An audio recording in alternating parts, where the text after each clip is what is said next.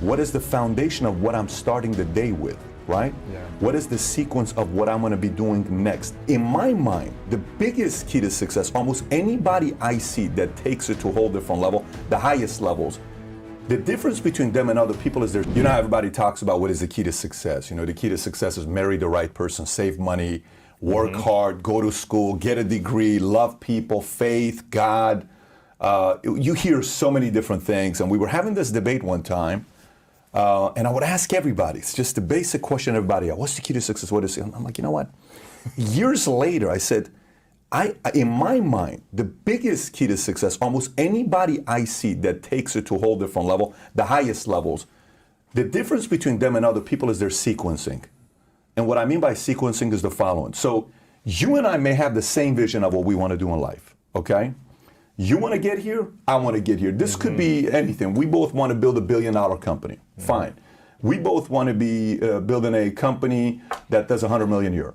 We both want to go into football. We both want to go play at the highest level. We both want to go out there and be great sales. Whatever it may be, that's the ultimate, right? If my order of steps I take to go here isn't as efficient as yours because your sequencing is better, you're going to get there faster than I am. And I may never even get there because I'm trying to do move 14 on move 3. And that's the most common thing that you see. One day I woke up, I was in a relationship, and I'm 26 years old, 27 years old, 26, 25 years old, and I'm trying to get my business going. I wake up 6 o'clock in the morning, I get a text. Babe, I have to tell you this. As much as I love you, I don't see this relationship going anywhere. One of those texts. Because I think my mom is right. You love your business more than you love me, and I barely see you. I only see you once a week. You're working so hard. First text. Then, message. I pressed the message to listen to it. My mom.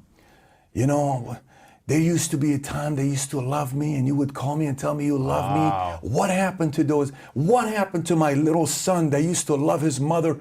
I'm Call me every day, hug me. That's the part. So now I got a breakup on the line. I got a guilt trip from my mom. That's still 6:02 right now. Then I get an email. You haven't even got out of bed yet. I haven't even gotten out of bed yet. Then I get an email that's been in the box for a while, and I look at it.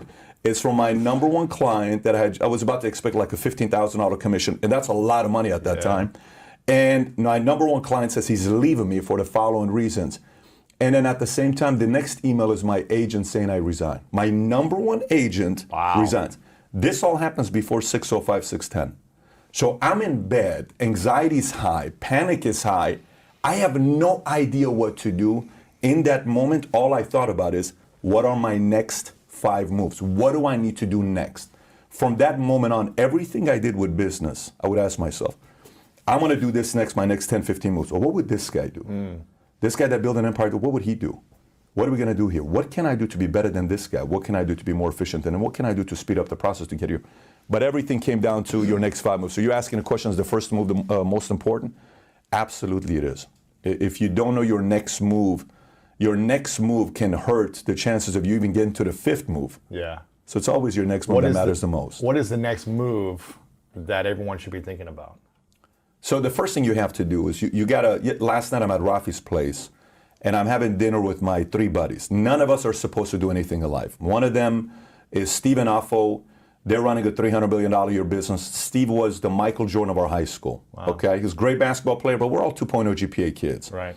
And Armand Makes great salesman. Yes. 2.0 guys. Yes. And Armand was always a fighter. He would always get in trouble. Like he was a guy that, he's a 5'6" guy, you don't want to fight. Like you'd go to a party, you know the smallest guy, you go to a party and this 5'6" guy would go to a party and he would stand there and he would say, that guy's looking at me. I'm like, bro, he's not looking at you. No, I know he's looking at me. He's looking at me. I'm like, I promise you he's not looking. He's the kind of guy that would walk up and just punch the guy in the face. Just for no reason. Just for no reason. What is the matter with you, right? That's his wiring. Yeah. But we're all together yesterday. Now we all have kids. We have 2, 3, and Armand has 4 kids. We're sitting, we're talking. Armand runs Rafi's Place. If you've been to Rafi's Place, the restaurant in Glendale, if you've not been, you got to go. It's the best Middle Eastern restaurant. Wow. We're sitting there yesterday and we're having all these conversations.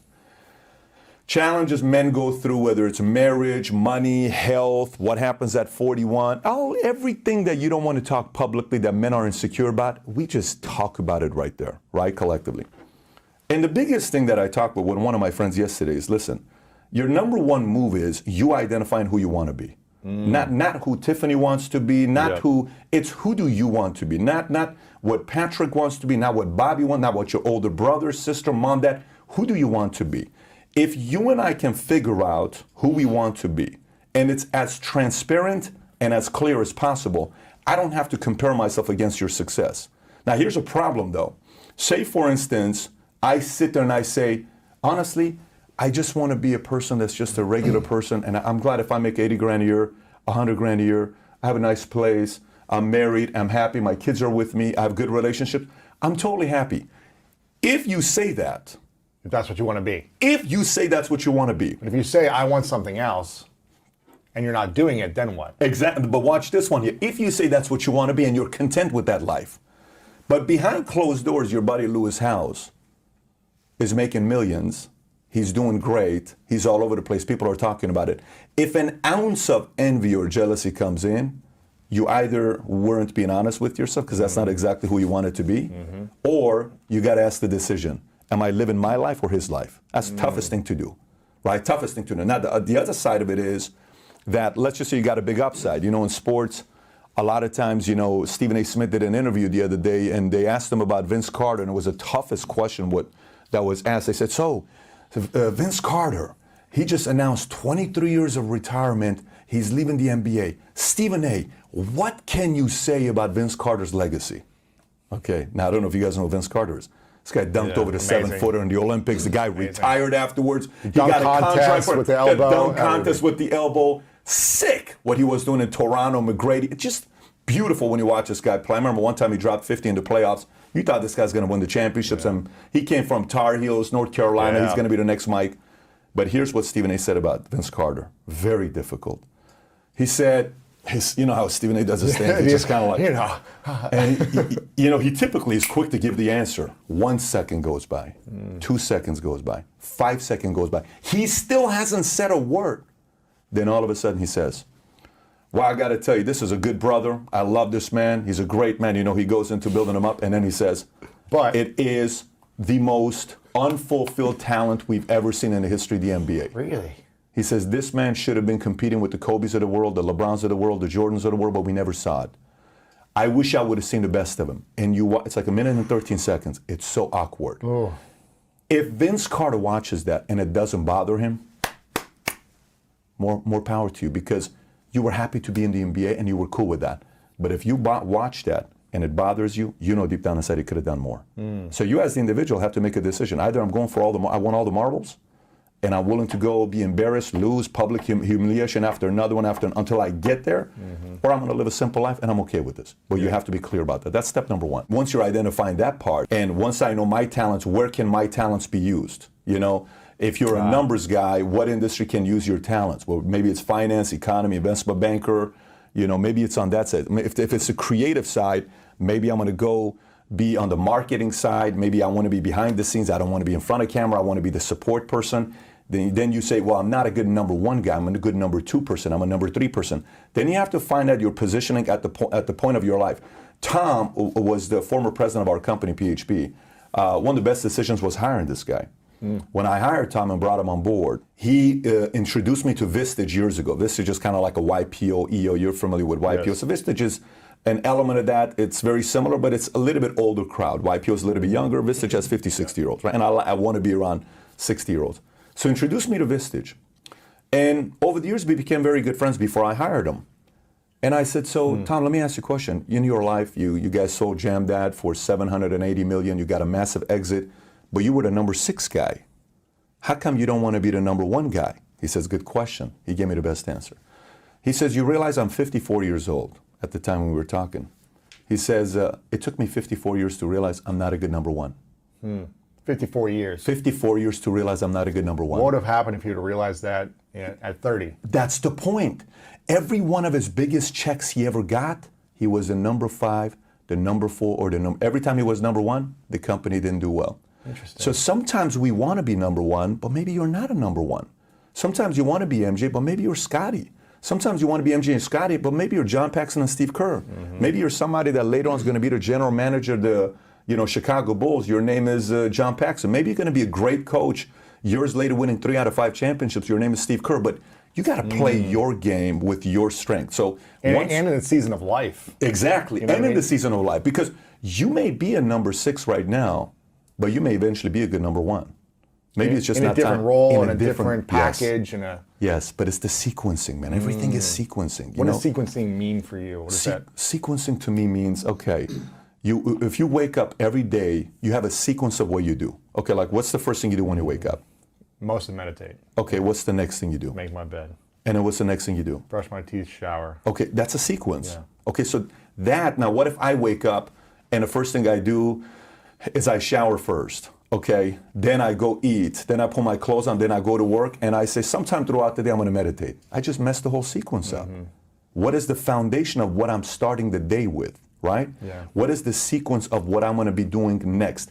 If every decision you're about to make next, whether it's marriage, having kids, business partnership, a joint venture, if everything you did, you stepped away from the world, your girl, your mom, your dad, your peers, your family, you went to a restaurant, you sat there with a piece of paper saying, okay, I'm thinking about marriage. What do I need to do next? What's the next move I need to make? Then you go, I don't know if that's number 1. I think that's number 3. And you play that game. It's fascinating. Yeah. It's fascinating. It's like playing chess. It's Yeah. like, these master chess players, they know their next 10 or 15 moves. The amateurs were like, here we go. This is what I'm going to do. And these guys are like, Yeah, and you're yeah. like, what are you doing? Yeah. They It's all see it in the future. It's all sequencing. But it takes the steps to get to the future. You can't just jump to the future. I mean, it's the story of Bob Iger, it's the story of Ted Turner, it's the story of Kirk Kerkorian. How Kirk Kerkorian went from being a regular guy in Bakersfield who didn't graduate past 8th grade, goes and pays a guy $1 to let him fly a plane and eventually becomes a pilot for Bugsy with the mob and eventually goes and becomes a pilot, buys TWA, turns it into a big company, sells it for a few $100 million, then decides to go to Vegas, then he decides to buy a couple hotels, then he buys 80 acres of property across the street from Tropicana, then he buys MGM. He's not the founder of MGM. He turns it into what it is, dies at 98 years old as a multi-billionaire, gives $1 billion to Armenia after the earthquake of 1988. This is all sequencing, man. This is all sequencing when you go through it. Everything is sequencing. Yeah. And when you look at it that way, you tend to make better decisions.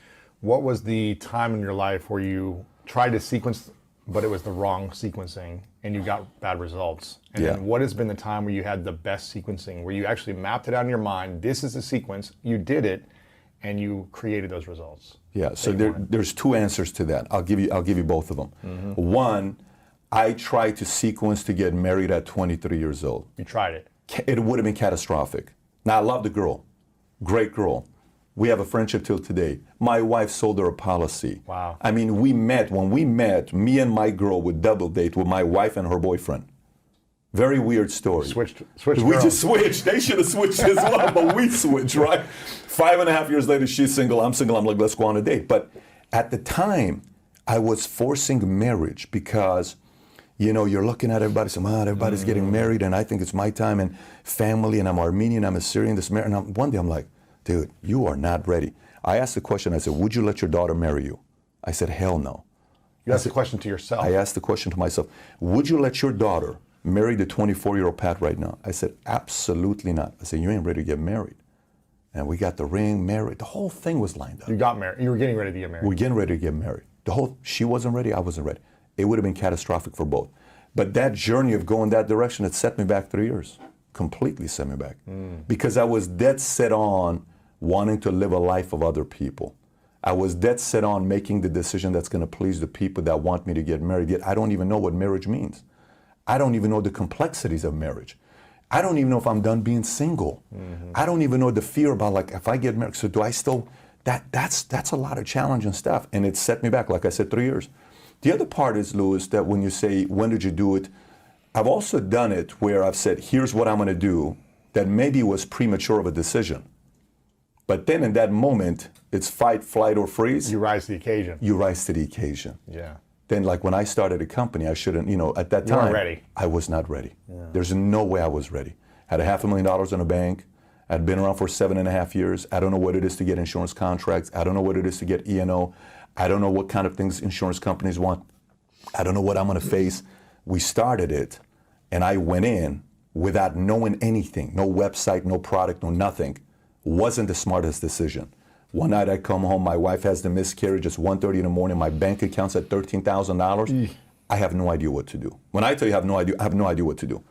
I came back, I said, listen, you put yourself in this position, now it's too late. Yeah. So some people may be watching, they're saying, well, I have to have a fresh start with my marriage or my business or this and this and that, and let me just close shop. Well, no, that's also not the case. Also the case is maybe, what's the best thing you can do with the current situation you have? Mm-hmm. And in that moment, had to make the best of it. And we made some right moves, and we did get some, we experienced some luck, and we worked hard, and the next thing you know, things grew. Yeah. From having a few hundred agents to now 15, 16,000 agents in 49 states. We weren't expecting that.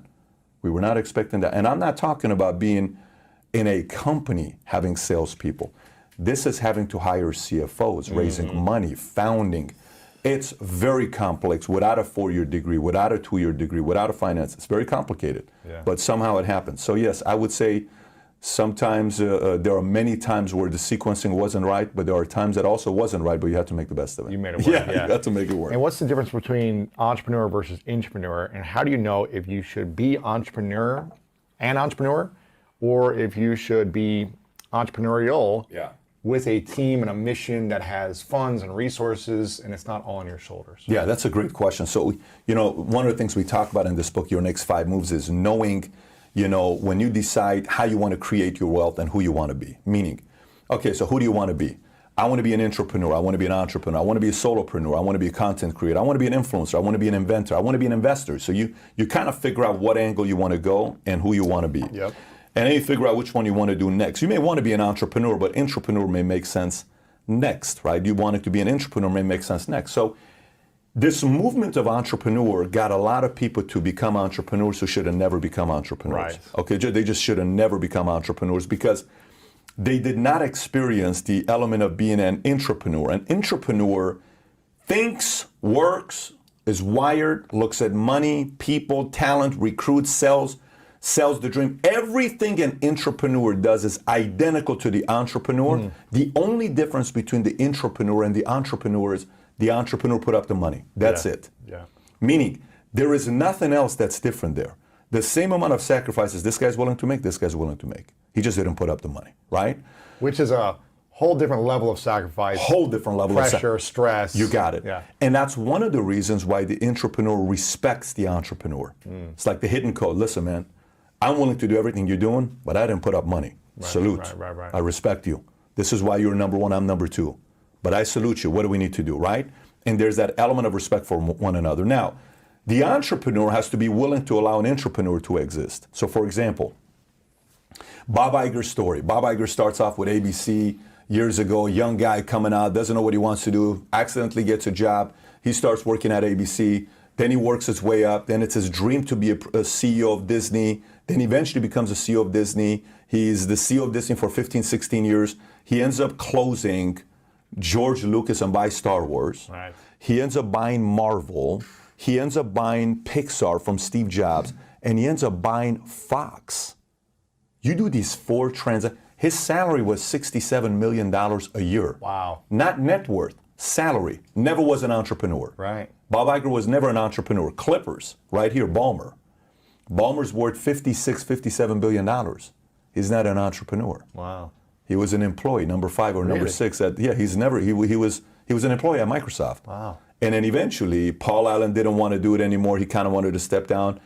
Bill Gates comes in, gets Ballmer. Ballmer takes it to the next level. Ballmer now owns the Clippers. So there are many entrepreneurs that started the company that own 100% of their business, but they're making 80 grand a year. Right. They're making 600 grand a year because they wanted 100% of control. Ballmer's like, listen, I'm good. Gates started it, but I'm worth 58 billion. Yeah. so the road to what you're solving for, you don't have to say, I have to be an entrepreneur. No, you don't. Maybe the better option for you is go find, if you can find a killer on the way up, if you can find a killer on the way up. So, if you looked at everybody as a stock, let's just say we started looking at everybody as a stock, okay? So you have small cap, mid cap, large cap. What's the difference between a small cap, mid cap, large cap? It's a dollar amount, 5 billion less, 5 billion to another. And then you have the large cap, all these Disneys, Walmarts. These are large cap, right? But the key is if you can figure out when they're a small cap. The key is if you're at the PayPal mafia group, and you see somebody who says, that guy's going to start Yelp, I'm going to go run with that guy. That guy's going to start, Tesla. Uber. Uber. That guy, Peter Thiel, I want to go do something with him. I don't care if I'm his number 2 or number 3. I want to go with this guy. He put $500,000 into Facebook, worth a couple $2 billion. This guy's coming up. I want to go where, like Maverick Carter is going to be somebody the next 20 years, right? If you can figure out a way to run with him because you are one contact away from LeBron. So if a guy wants to get into media, and let's just say you want to do something in the African-American community, figure out a way to go work for Maverick Carter. His stock's going to be high 20 years from now. Right. I mean, it's big today, but I'm talking really high. Yeah. So if you can make a list of guys where you can have an eye for it, it's almost like picking a husband or a wife, because picking a husband or a wife, there's a risk factor. You go to dinner and say, babe, I love you so much. You're so beautiful. You make my day. When I see you, I'm just like I'm in heaven. It's like I don't see anybody else. It's just clouds around me and angels, and I see birds when we're together. And then the marriage conversation comes up, and your brain, you become a mathematician all of a sudden. Like, I don't know. I say 72% chance we get a divorce, but I'm willing to take that 28% chance risk. So there's an element that we get judged for our friends, we get judged for who we marry, we get judged for our girlfriend, our boyfriend, we get judged for career, industry. You also get judged on who you decide to lock onto and run with as a right-hand person or as the person that you want to be their right-hand person. What do you wish we taught everyone from the ages of 10 to 20? Sure. 5 different things around money. First thing would be, what is money? Because money, as we know it, is fake. Our dollars are just pieces of paper. I grew up thinking that our paper dollars are like the holy grail. You want to save this money because it is the most valuable thing there is. As I became older, I started to realize that that's not the case. Our paper dollars are just pieces of paper. It's fiat currency, which means it's issued by the government, and the value is backed through the strength of the government. Now, we're lucky here that the United States is the world's superpower. We have the world's strongest military. We have the world's strongest economy. But we can't stay on top forever. And inflation is when the value of your dollar goes down.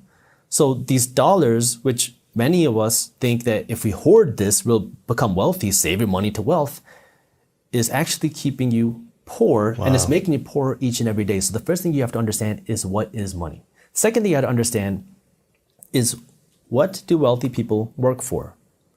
And most of us, the majority of us, are taught to work to get a job and climb that corporate ladder, but wealthy people are doing something completely different. They're working to own the corporate ladder. They're working for something called equity. And this thing really blew my mind, because wealthy people are not working for that paycheck. They're working to own a piece of the company. That way they can get a piece of the profits. So the best way to understand this is, a lot of times people complain about how much money I'm making. I wish my boss paid me more. And this is where, if you start to understand the system, you'll start to ask the right questions. See, a big company, you have to ask the question, who are they working for? Are they working to take care of their employees? Are they working to take care of their customers? Neither. They're working to take care of one person, their shareholders. It's this concept called fiduciary duty. Right. I learned this in law school. The executives of a company have a fiduciary duty, not towards the employees, not towards the customers, but towards the shareholders, the owners of the company. Now, what that means, an easy example of this is, you're going out to dinner with your girlfriend or your wife, and you're on a date, and you get a text from one of your good friends, say, hey, let's go play Fortnite right now. Your fiduciary duty at the moment is to be with your girlfriend, to be with your wife, to be with your partner, to spend time with him or her. If you go out and leave, you're going to get in trouble, right? Yeah. So it's, who is your alliance to? And the shareholders, the executives, the CEO and the executives company, their fiduciary duty is to the shareholders, the owners of the company. So what are they trying to do? They're working to drive up the valuation of the company. So once you start to understand that, you'll realize why there's this big discrepancy between what people are paid and what people want to be paid. And when you start to understand that, you're going to change what you do with your money.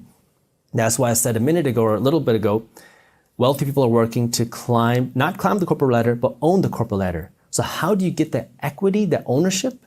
You have to own a piece of the corporate ladder. Now, if you work for a public company, that means now you can take some of your income and you can buy stock in the company. Maybe they pay you with equity. Maybe they give you some sort of revenue share. That's what we do in my companies. Or if your company doesn't do that, then you have to start taking this money that you're earning and you have to start investing it into a place where you're getting equity. Maybe that means stocks, maybe that means real estate. It could be, there's a number of different investments, but you have to work towards that equity. Yeah. The third thing is that you have to think bigger. I know I grew up thinking that somebody who looks like me, somebody who's brown, somebody who wears a turban, somebody who didn't have entrepreneur, investor parents could go out and do this. Because you think that somebody like me can't do this. My parents also told me that I couldn't do it. I didn't know anybody doing it. I didn't know any investors. But you have to be the one to take that first step. And once you start to take that first step, you're going to learn and see the second step. Then you take the second step and you're like, oh, I can start $100 investment here. You don't have to start with hundreds of thousands or millions of dollars. Start with $100. Apps on the internet make it so much more accessible.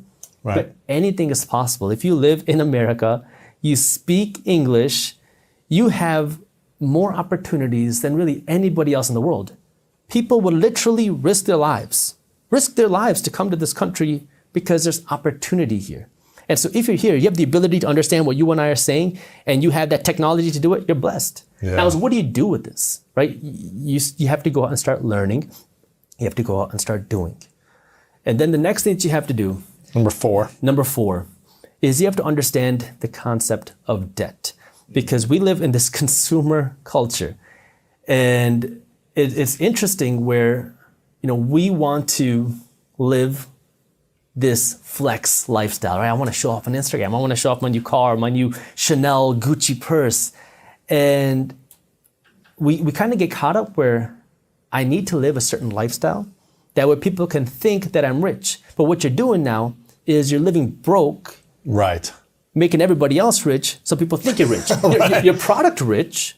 You have a lot of nice stuff, but you're broke.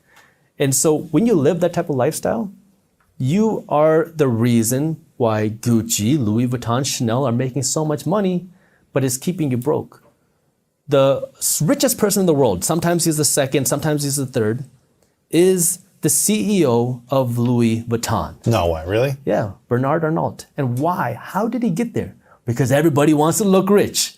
Everybody wants the Louis Vuitton. And I saw this in the pandemic especially.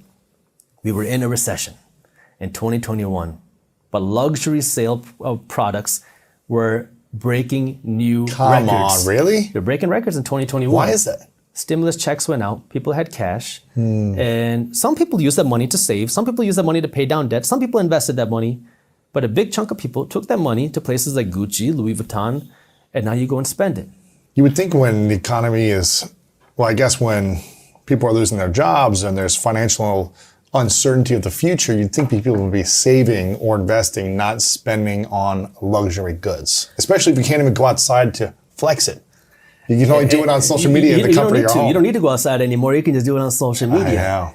And so if you don't have the cash to do it, people are going into debt to buy it. And it's becoming easier and easier because of now things like buy now, pay later. Right. It is one of the fastest growing industries in fintech. I love financial technology, but it breaks my heart. I mean, it rips my heartstrings when I see the growth of this buy now, pay later, because what does that mean? I can go out and buy anything I want, not pay for it today, pay it off over 3 months, and then if I don't, I get slapped with 25% interest. And if you are 18, or let's just say 21, I give you $6,500. You never invested another penny, but you invested those $6,500 and you could get an 18% return on that money, and you retire at 65 and you look at this investment portfolio, you would have over $11 million. Wow. Now, everyone watching this saying, where the heck am I going to get 18% on my money? Exactly. But your credit card company is doing it every single day. $6,500 is what the average American household has in credit card debt right now. And you're turning around paying these companies 18, 20, 25% a year, and they're the ones that are getting rich, not you. So what's happening? You're going into debt to buy liabilities, which are things that lose your money, and then you're paying interest on top of that, which is making everybody else rich, which leaves no money in your pocket to make yourself rich. And you have to break out of that mindset. So what do we need to know about debt then? How do people get comfortable understanding about debt, either using it in the right ways and eliminating the debts that don't support our financial growth? Yeah, so the first thing is never finance anything that isn't gonna pay you. Okay, so Give me an example. Gucci, your vacations, your car, stop financing these things that aren't paying you. And people are gonna get upset when I say your car because they're gonna say, wait, how am I supposed to buy a car without a car payment? Don't buy a $100,000 car buy a unless you got the money in the bank to buy it. And plus more. Buy a used car for Exactly. $6,000. Exactly. Go buy a used car, good working condition car with cash. Ride it for 10 years. Exactly. The first time I made $1 million in a year, my car was $500. Dude. My employees had better cars than I did. I had a $4,000 car for the first 5 years living in Los Angeles. $4,000 car, used car, 1997 I love it. was the car when it was made. And that thing was great. And it was comfortable, got me from A to B. Yeah. It didn't break down. Exactly. I didn't need to be flashy. Exactly. I still have my $500 car. That's great. I still drive, and it's one of those things where, because I fell into this trap where the first time I started making money, in my culture, cars are a big thing. The Punjabi culture, people really want to put money in their cars. They want to look cool, right? So when I was 16, 17, I started making a little bit of money because I was doing my side hustles. The first thing I did was I put new rims on my car. Then I put tints on my car. Then I put put the HIDs on. subwoofers. Oh, Yeah, I had two 12-inch subwoofers in my trunk, right? I put the tints on. I put a new sound system in there. Lights around, glow in the dark. Yeah. I had a Toyota, right? And then the next thing I was gonna do is I called up my cousin. I said, guess what? I got $3,000 in the bank. I'm about to put Lamborghini doors on my Toyota. Crazy, man. And he's like, Justin, you're stupid. Don't do that. And so he sat on the phone with me for like 20 minutes, convincing me not to do it. Luckily, I didn't. I'm really glad that I didn't. But that's where all my money was going. I looked cool. My car was cool. And that's where all my money was going. I had $1,000 in my bank and I went out and I bought a $1,000 watch. I was like 18 years old, right? Because it was like, I was in that industry, the entertainment industry. I wanted to look cool. And then, I start to read these money books and my mindset starts to shift. And now all of a sudden, it's I went from one polar extreme to the other polar extreme. I don't want to spend a penny. On anything. On anything. Unless it's making me money. Exactly. I don't want to spend anything unless it's making me money. So now I'm saving as much money as I can. I'm investing my money as much as I can. I'm trying to build my business. And I'm talking like I'm running my shoes into the ground. They have holes in them. I put a piece of tape, wrap it up. I'm going to school. I got rental properties, but I got my shoes that are taped up, right? And it's like, I realized that I'm going to go, I'm not going to make those same mistakes again. And you have to break out of that mindset. The first time I made $100,000 a year, I was in school. And I was living in an apartment paying $400 a month, including my water, my electricity, my cable, my gas, my internet, everything. Wow. And the reason is because I didn't have a room. I slept on the living room floor. I had a little mattress. I used to pull that into the living room, put that down, go to sleep at night, wake up, fold up the sheets, put them away, drag the mattress back into the hallway because I'm like, I realized that the power of compounding your money. I realized the power of putting your money into the right assets. And I'm like, this is my time to build. I've been blowing this money that I'm earning on things that are making everybody else rich. Right. I'll spend money on that stuff a little bit later. Right now, I want to make myself rich. Yeah. And so, you have to just first understand what it is that's worth spending money on and what's not. And then, if you do have that debt, you got to come up with a strategy to pay it down as fast as possible. First thing you can do, if you have a lot of credit card debt, call up the companies. See if they're going to be willing to just give you a lower amount. See if they're willing to work with you. Say, look, I got $10,000 worth of debt. I'm never going to pay this off. It's not going to happen. How about you work with me and give me $5,000 and I will work to pay that off. Right? You start to work with them, see if you can do something. Then you can consider moving some of that money to a 0% APR card if you have 12 to 18 months to do that. That way now you can aggressively, you got to do the smart, because if you're just going to keep doing the same things you were before, don't do it. But you have to start aggressively paying it down. You stop spending money. That way now you can pay down this debt as fast as possible, and then you work to earn more money. And the money has to go somewhere as you're earning more money. You live the same lifestyle, if not smaller, and you take all this extra money and you use it to pay down your debt. That way now you can start building, right? You got to lay that foundation. You got to start working to grow upwards, but you have to get aggressive. Is there ever a time where people should go into debt, the right type of debt? Where the credit card debt, the student loan debt, buying a car and going in debt on that. Sure. those things I'm understanding, it's not helping your financial future. Yeah. When is it the right time, or is there a right time in your mind to take money out and spend interest on that money? Depends, right? If it's something that's going to make you income and you can manage the debt, then yes. But it's not for everybody. Right. Some people don't have it in them to manage the debt. Some people don't have it in them to manage investments. Some people don't have it in them to run a business. If you're not the entrepreneurial investor type and you don't like looking at numbers, you don't like managing money, you don't like trying to grow this, stay away from it. Now you go up, maybe you can get debt to buy a home, but that's it. But if you are more the entrepreneurial type, you have it in you that you want to grow. Now, if you're using debt, you should only be using debt to buy something that's paying you with income, something that's going to make you more money. Do you have any debt out right now? Right now, I do not. I have people paying me loans, but I personally don't have any debt right now. I kind of went through this phase where I have all this real estate, but I have no debt on it. And the reason is because I'm waiting for the right opportunity. I will have more debt. Really? Yeah, I'm just waiting for the right opportunity because right now all my real estate is paid off. You've paid off all the real estate. How many properties do you have? Units in the dozens, a number of units, but now I'm just waiting for the right opportunity. And it's all paid off? All paid off. So now it's just cash coming in? It's cash coming in. And you know, do you still have that I still got that one. That's rented for $850 a month. That $8,000 place? $8,000 place. That's just bringing in $800 a month now. $850 a month. Clear and free. Just Yeah, you got to pay your expenses, your property taxes, Yeah. your insurance, your maintenance, your management fees. But right now I have no debt on it. And so now what I'm waiting for is... And how much could you sell that for now? Probably 100,000, 120. I mean, I don't know the exact, but something in that range. It's not bad. Yeah, I mean, it's crazy because when I buy real estate, I never look at what can I sell this property for. I'm looking for one thing, cash flow. Cash flow, yeah. And so this is a big mistake that leads people into a lot of problems in real estate because when you start buying real estate, hoping that you'll be able to sell it for a higher price in the future and things don't go as planned, then what? Yeah, you're screwed. Now you're screwed. So, you know, for me, I look at one thing, cash flow, and will I be able to see more growth in this area? So I look where businesses are moving, where's money moving to? And then that's where I want to invest because I know if property prices go up, hey, it's icing.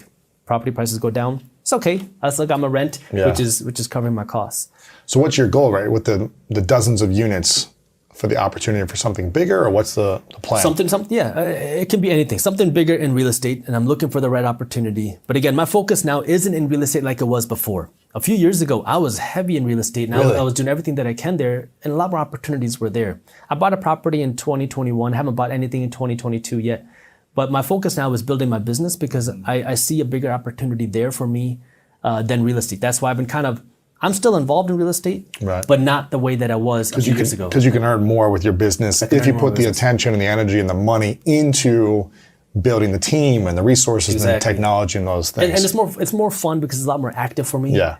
And then, you know, once this gets bigger, then I'll go back to real estate. But right now, like for the last few years, I've been kind of phasing slowly away from real estate as I can transition more into the business because, you know, it's just more fun for me. Yeah.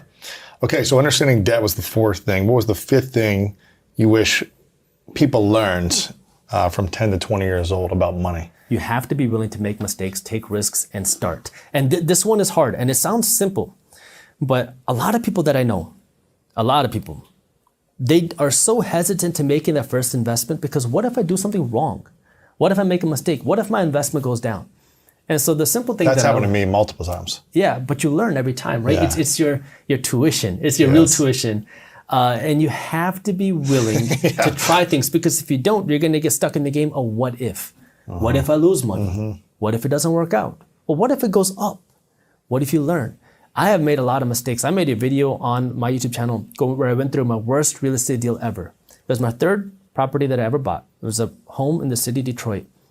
And I made every mistake possible. Now, I'm still in college, right? I don't know what's going on exactly with real estate investing. And I mean, I bought the property and I bought it because my contractor at the time told me that we could make a lot of money on this deal. We'd be able to rent it out. We could flip it if I wanted to.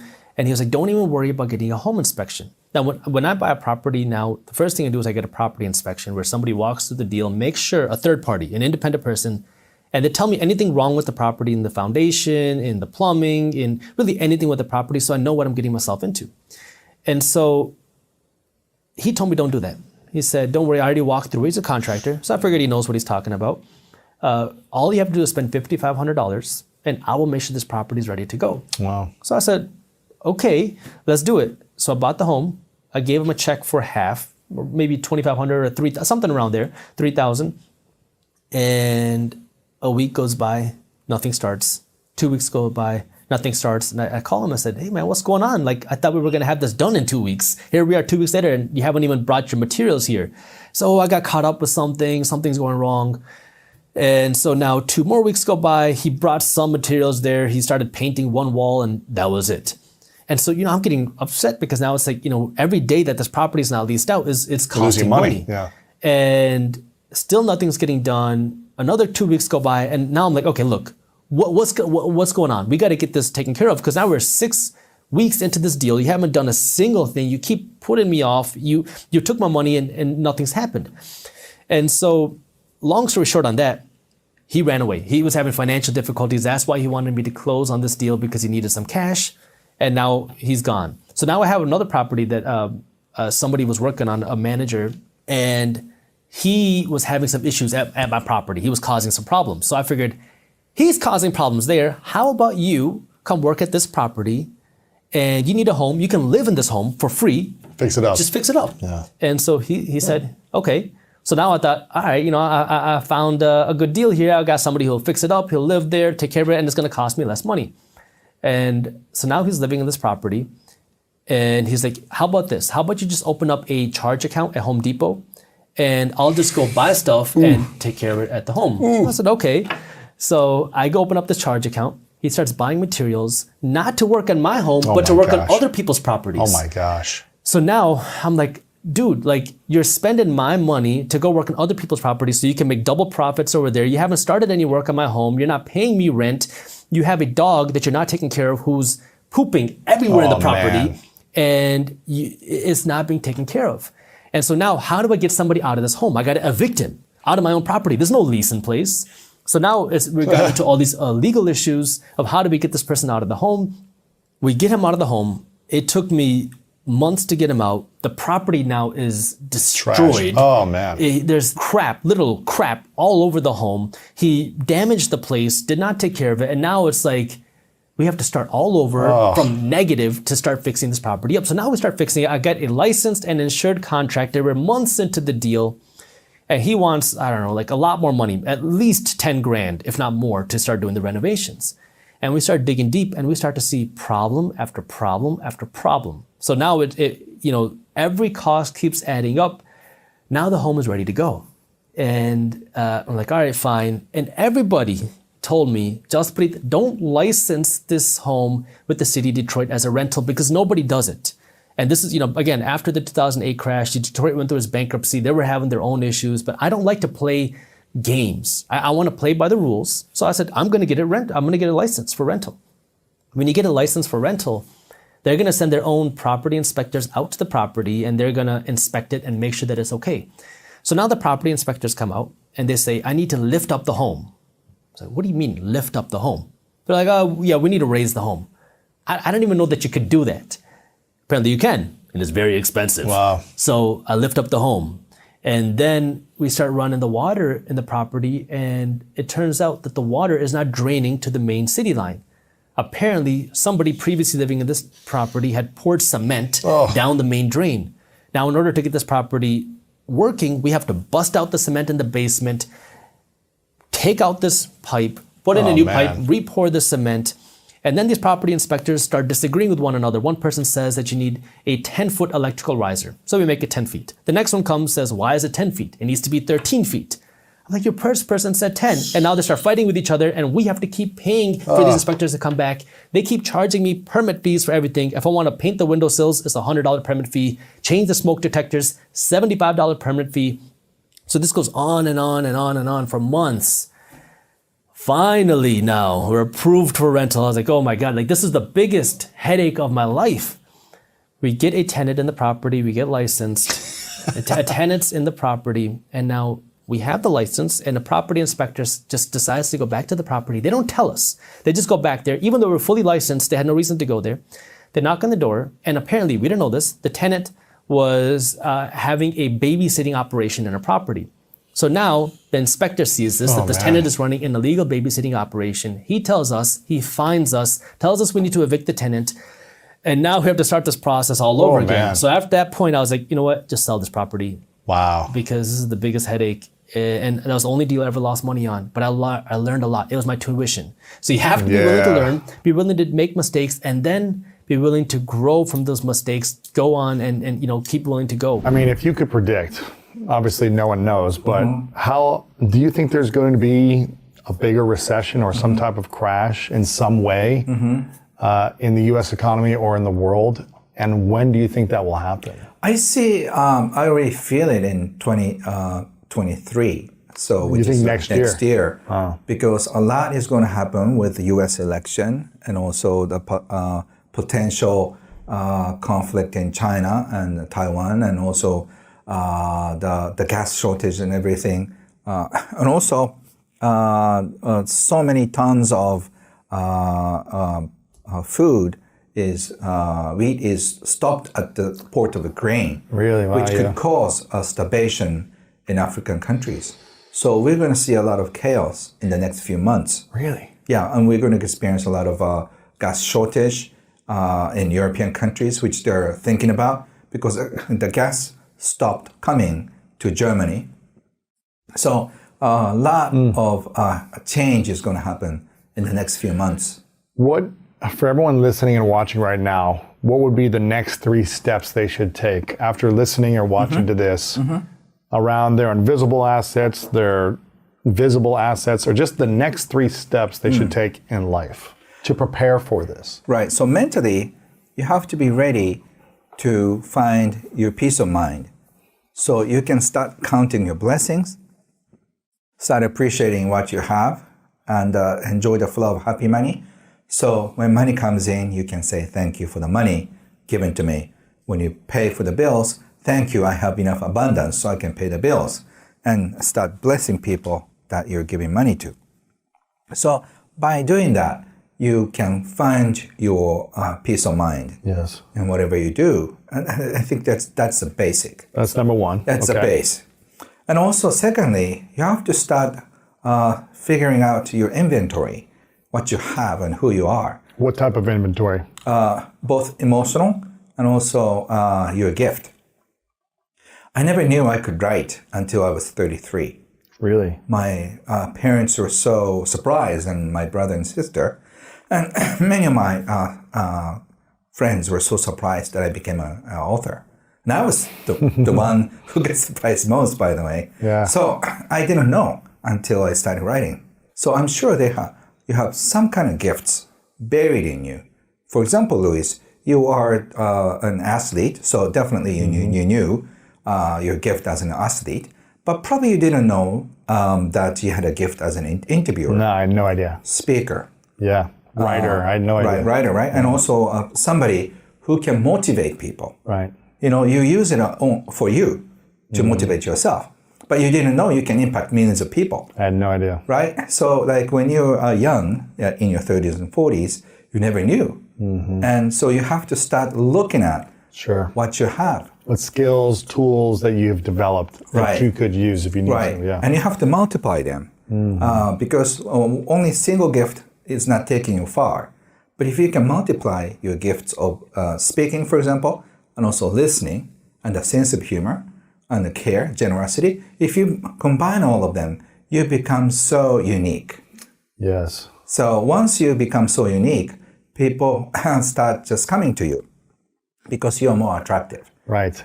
Yeah. So Okay. So that's number 2 is find out your inventory of your assets and your gifts.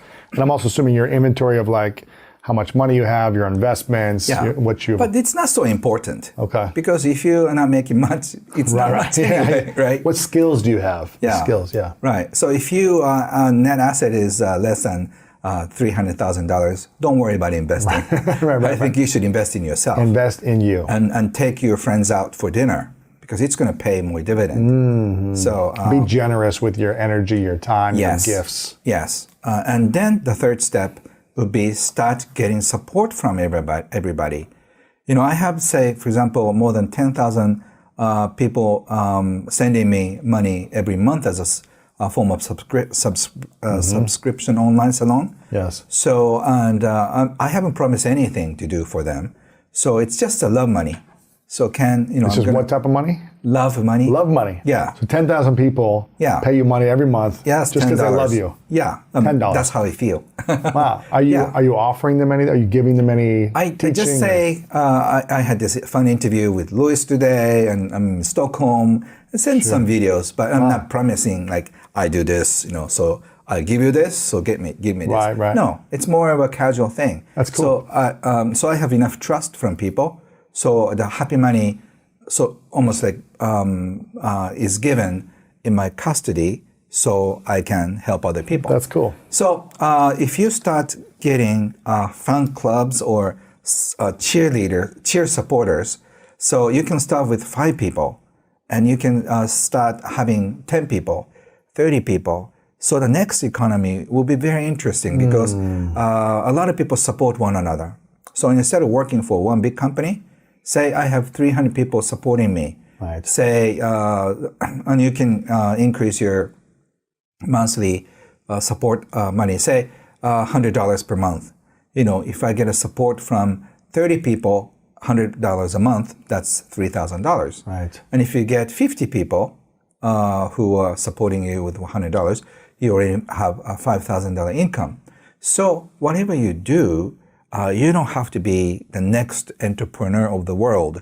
You can satisfy, or at least you can have deep connection with 50 people or 100 people who love you so much and who's not going to let you down when you fall. Yes. So if you have that strong trust from people, you don't have to worry about money for the rest of your life. Wow. What should be financial goals that people create for themselves? Should they have financial goals? I don't think financial goal is necessary. If you want to buy a big house, you may need to have that. Sure. But financial goals people come up with, it's because they want to feel safe, sense of security. So you don't need to have a goal of $1 million, because when you reach $1 million, you feel like this is not enough. I need more, right? Yeah. I need 2. And when you reach 2 millions, no, I think I should have 10. 3. Yeah, 3. Yeah, so instead, what I would recommend is once again, get support from 50 people. And at the same time, if you can, imagine a joint account with your wealthiest acquaintance. You can think of me, or for me, I think of my mentor Wahid Takeda or Warren Buffett. Think about your imaginary joint account. And when something bad happens, you can withdraw as much money as you want. Really? So this fun illusion, like imagination. What does that do for you when you have that imagination? You feel that you're not alone, and if you're lucky, like when I was young, I had 3 millionaires who endorsed me, saying, "Ken, you can do whatever you want, and if you fail, I'm going to support your life for the rest of my life." Man, does that happen in Japan a lot? I think I heard a few Americans who experienced the same thing. Wow. So just imagine if you get that sense of security. Louis, I'm gonna just keep you afloat as long as I live. Wow. And so go for it. Okay. I'll text you if I need you, Ken. Yeah. So if you get an endorsement from wealthy people like that, that's cool. You don't have to worry about it. Just so imagine. How does someone get an endorsement from someone who has a lot of money like that? I think. What can they do? I think you have to live your life purposes. That's another subject. But if you are living your life purpose, a lot of people support you. It's so true, because when I see someone who's coming up in business in their early 20s or something, and I see that they have a gift and they're using the gift consistently to create some type of value for the world, I notice it. I see it. I'm like, you're doing an amazing job. I'll reach out and message people and say, I love what you're doing. Keep it up. And I think even just doing that, showing people, hey, you're doing a great job, gives them encouragement to keep going, whether you're giving them money or not, but that's something you can do. And I think that's, it's hard to see that when someone's not using their gifts. Right. You're not going to endorse someone if they're just like, everything is against me, the world is challenging, and I don't care about life. But when someone says, I'm going to take a risk, I'm going to use my gift and put myself out there, that's inspiring.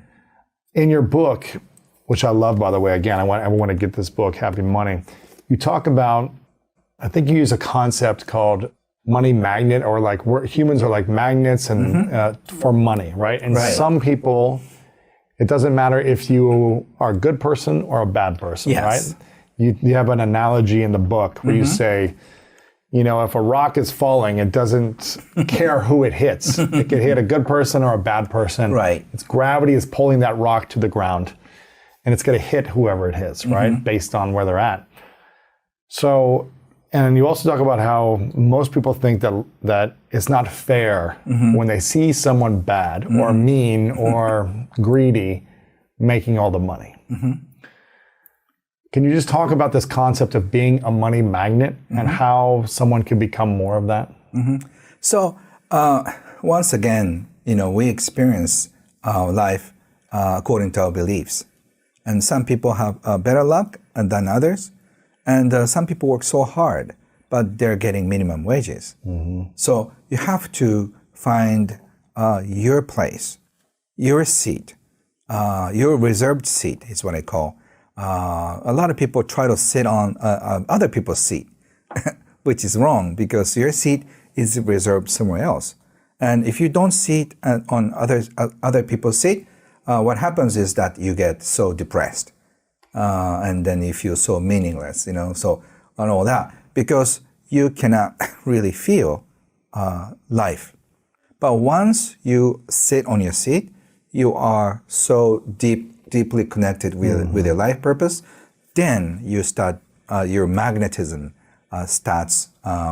gets turned on. So how does someone know where their seat is and know how to sit in it and be happy with their seat? Yeah, so the only thing is ask your heart, what your heart tells you. If you're excited about it, you're going closer. And it's like hot or cold, right? So if you feel more excited about like doing this is it, this is it, this is it. So you have to have your heart guide you where you're supposed to be. So always listen to your heart, and then if your heart gets excited about a certain thing, you're just getting closer to your seat. Do you have a meditation or affirmation process for someone on how they can trust their heart, listen to their heart deeper to know they're on the right path? Right. Do you have something that you use yourself or that other people can use? Yeah, so I always try to have a few minutes, say you're waiting for a car, a Uber, or just waiting for something. I find a few moments and then just try to find my center, and then I just go deeper and figure out where I want to go and just listen to my heart. What does my heart say? Am I excited about this or not? Am I trying to get money? So I'm not excited, but I have to do this to bring money on food on the table.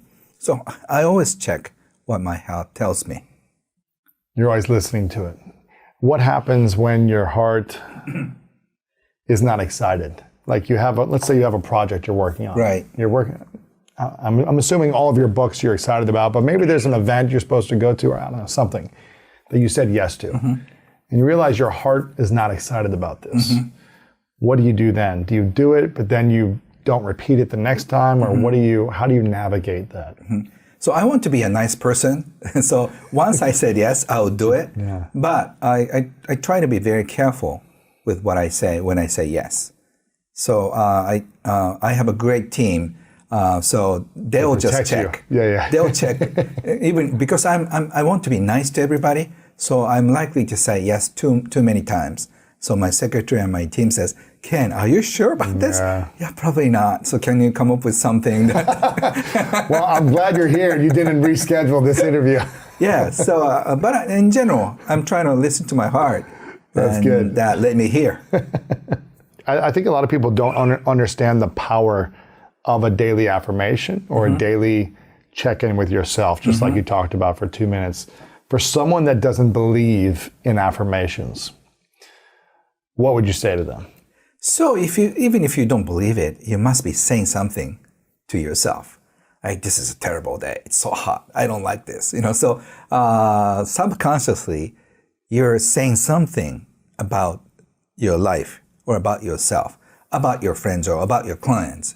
Oh, I hate working with this person, something like that. So I think it's a affirmation by itself. So just write down what are the things that you say to yourself subconsciously. You can probably figure out. Right. And is that a happy thought? And then, unfortunately, a lot of the things that we talk to ourselves are negative. Yes. Yeah. So do you want to feed negative thoughts like this? Or do you want to pour more positive thoughts? You have a choice. But unless you write them down, you never know it. And then you may find that the reason why you get depressed, because I keep All these telling negative me, thoughts, yes, about life. No wonder I feel depressed. So if all the things you talked about about you are positive and loving, it's what you get. Yeah, exactly. And can you tell me how we can think about money as energy? In the book also, I saw you writing about how money is energy. And sometimes people try to make it and hold on to it. They want to hold on to it. They want to stack it in their bank as high as they can go. And they don't want to spend it. Sometimes it happens. What happens when we hoard money, when we keep it and we don't let it come and go as energy? What happens? So I have seen so many interesting things. Like when if you hoard your money, a few things happen. You get sick, and then you have to pay for the medical bills. Really? Yeah, or like your kids do something bad, and then you have to pay for the damage. So money needs outlet. So it's so interesting how money flows, and if you don't let out your money energies outlet, it's gonna get bad. It's like a pond. If there's no flow, the water gets bad. Right. It's like, think about your health. If you eat and don't go to the bathroom, You get sick. what's going to happen? Yeah. So to stay healthy, you have to eat right. You have to release right. Yes. So for hoarding money, I want to ask them, you're eating so much, but what if you refuse? I'm not going to go to the bathroom, for the rest of my life. Oh my gosh. You'd be sick. Right, Yeah, and you'd explode. you cannot eat well. So you have to let your money flow, and then the next flow comes in. So here comes money EQ, the trust part. Trust is the hardest part of money EQ. You have to have the trust that once you let go of money, it comes back. So you don't have the trust. That's why you start worrying. That's why you have doubts about yourself. So instead of attaching to your money, you can say, thank you for staying with me. Just go bless the world and come back with your friends. When you control from the inside, like we're in control of ourselves, we're in control of our world. So it doesn't matter what happens, you figure out how to get to where you're going. The goals don't change. Sometimes the methods of getting there do. But I think probably I had great teachers. I had a half a dozen phenomenal mentors. And I think I was raised the right way. You stay in control regardless, Yeah. What would you say are some of the habits that you have that people wouldn't expect that you would have? Maybe they would expect certain things like waking up early or journaling or, getting 8 hours of sleep. But what are some habits that you do differently that maybe are unexpected in the personal growth space? I study every day. Every day. I've studied every day now for 60 years. I started to study this book in 1961, and I read it every day. Same book, Think and Grow Rich. I have just here behind me, I've got the Laws of Success, the original ones that Napoleon Hill wrote in 1928. And then he came out with this in 1937. And the man that gave it to me, he said, if you'll study this every day, he said, you're going to have a wonderful life. And he pointed out Napoleon Hill spent his whole life studying the lives of 500 of the world's most successful people. He was mentored by Andrew Carnegie, who at the time was the wealthiest man in the world. And he said, since he spent his whole life putting this together, he said it would be a prudent move on your part if you spent the rest of your life trying to understand and apply what he was teaching. And, Right. you know, that just seemed to make some sense to me. And that's what I started to do. And I've never stopped. If there was only one principle inside of Think and Grow Rich that you could only live by and only talk about, and you wouldn't be able to talk about anything else inside the book, what would that one principle be? Persistence. He said there, he said in the book, he said, there may be no heroic connotation to the word, but the quality is to the character of the human, like what carbon is to steel. See, I think the trick, Lewis, is get some good habit patterns and live with them all of your life. Because you're either going to grow or you're going to die. It's create or disintegrate. There's no such thing as leveling out and staying where we are. And some people think they can just hold it where they're at, but they can't do that. You're either going to go ahead or you're going to go backwards. It's create or disintegrate. And so if you have good habits, you're going to keep growing. Way back, I think around 1938, 39, Albert E.N. Gray worked for the Prudential, and he wrote The Common Denominator of Success. It's a great article. And he said the common denominator of success is informing the habit of doing things that failures don't like to do. And he was speaking one time, a young guy said, why do successful people like doing these things? And he said, they don't. That's why they've turned them into habits. You know, I thought that was beautiful. Because that's why they've turned them into habits. They don't like doing them. You see? And of course, a habit What do you think? Well, a habit is something we do automatically without any conscious thought. It's part of our paradigm. We're programmed. What do you think are the three most difficult habits to develop that actually will support us for the most growth long term if we can take these habits on? One of the things I think the most difficult is repetition of studying the same thing. I have a book here on my desk. It's in a book holder. And when I went to visit Earl Nightingale way back 1968, it was other than that, it was around 66. And I saw he had this book stand on his desk, and I asked him what it was. He said it was a book holder. And I said, why do you have it? He says, because I want to read those 2 pages every day for the next month, maybe 2 months. I said, really? The same thing. And he said, yeah. He said, then they'll become a part of me. And he said, that's really the secret of success is the repetition of an idea. You see that in sports. You play ball. I mean, it's definitely part of your game. You know, how many plays would you have in your head?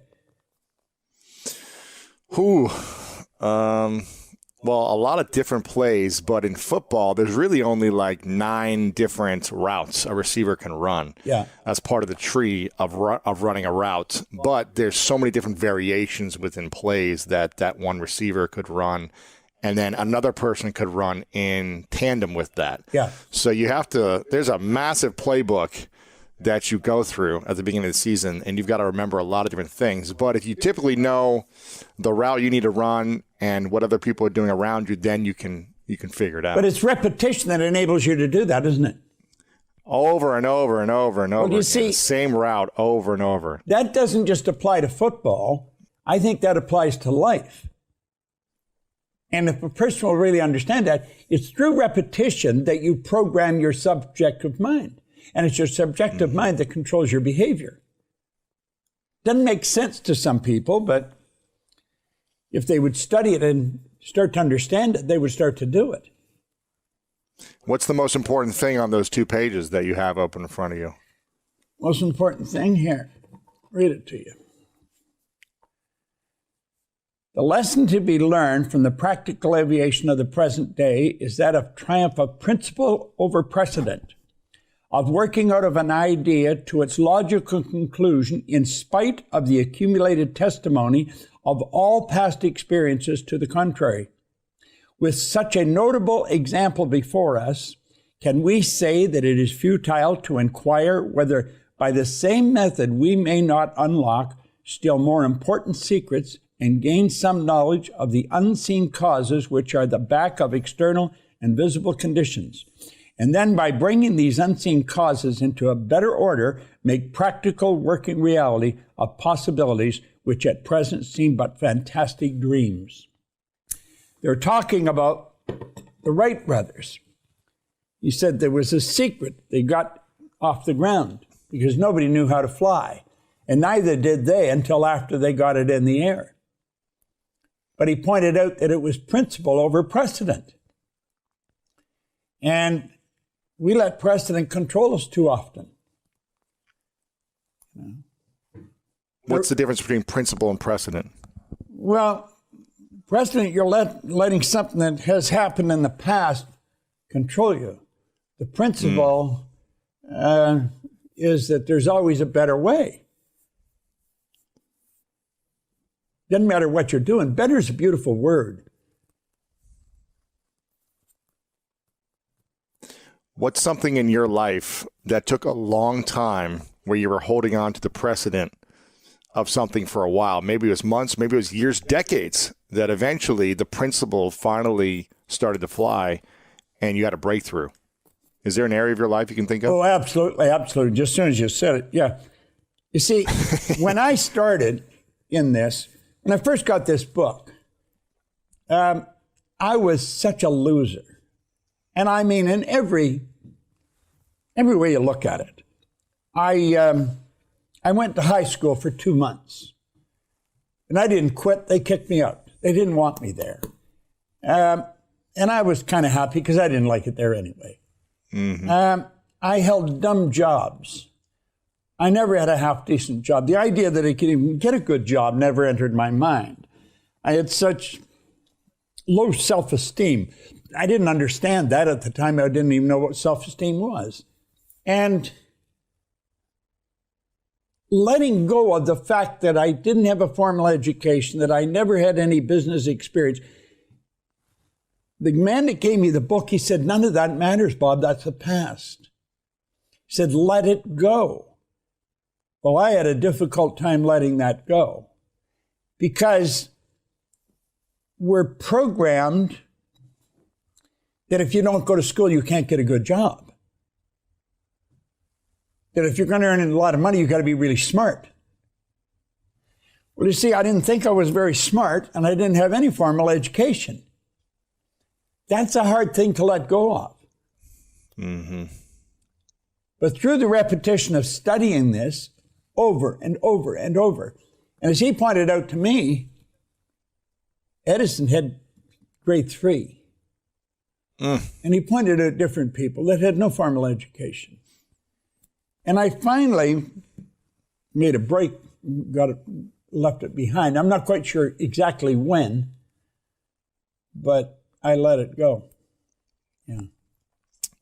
What would you say are some deciding factors that can help someone with their self-esteem? Because you and I are very similar, where my childhood, I didn't have much confidence in myself or esteem because I was in the bottom of my class in school, because I was, had tutors and special needs classes, because I just wasn't able to understand it and comprehend that well and felt awkward and goofy in my life. What are some things you think people that in their teens or even in their 40s and 50s who don't have confidence yet, what are the things that we can be doing differently to gain confidence, to build self-esteem? Because I think this is one of the key factors of success, is believing in yourself. It doesn't matter if the world believes in you if you don't believe in you. Yeah. What can we start to do to change that? Well, I think a person has to start to study themselves. Most people know very little about themselves. They think they're their body. You're not a body. You have a body, and you have a marvelous mind. And when I first started to study this, I thought, studying the mind, that's for psychiatrists, psychologists, behavioral scientists. And the man that told me, he said, no, it's not. He says, that's for anybody. That's for little kids. And so I think as we start to understand something about our mind and something about our higher faculties, see, we're all programmed to live through our senses. We go by what we see, hear, smell, taste, touch. Well, I've got a little dog at home that can see, hear, smell, taste, touch. All the animals in the world, they're completely at home in their environment. They blend in. They operate by instinct, which is perfect. We had instinct removed, and we had higher faculties put in their place. And if we would study these and gain an understanding, your self-image would automatically start to improve. You have perception, the will, reason, imagination, memory, and intuition. Those 6 faculties will give you the ability to create your own environment. See, we're totally disoriented in our environment, where all the other little creatures are completely at home in theirs. And we're disoriented in ours because we can create our own, but we don't know that. School doesn't teach us that. School is more interested in the development of your intellect than in the development of awareness. Like, a person doesn't earn $100,000 a year because they want 100 a year. They earn 100 a year because they're not aware of how to earn 100 a month. Awareness is really the key. And when we become aware of who we are and what we've got working for us, marvelous things start to happen to us. And that's really what happened to me. I never went back to school. I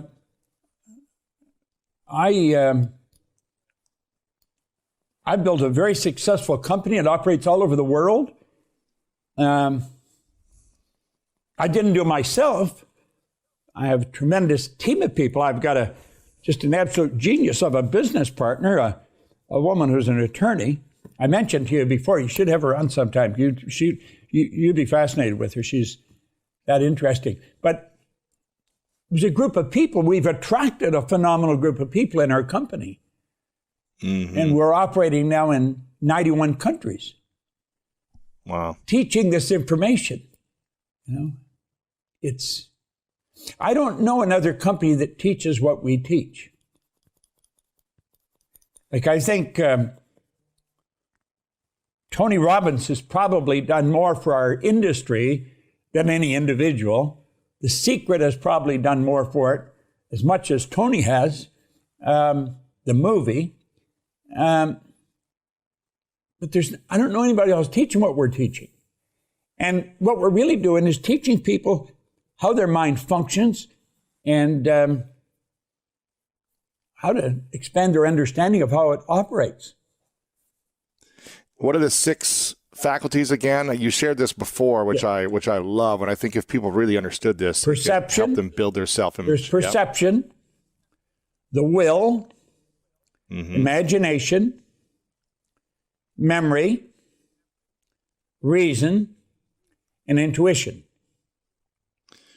Which one is the hardest for people to?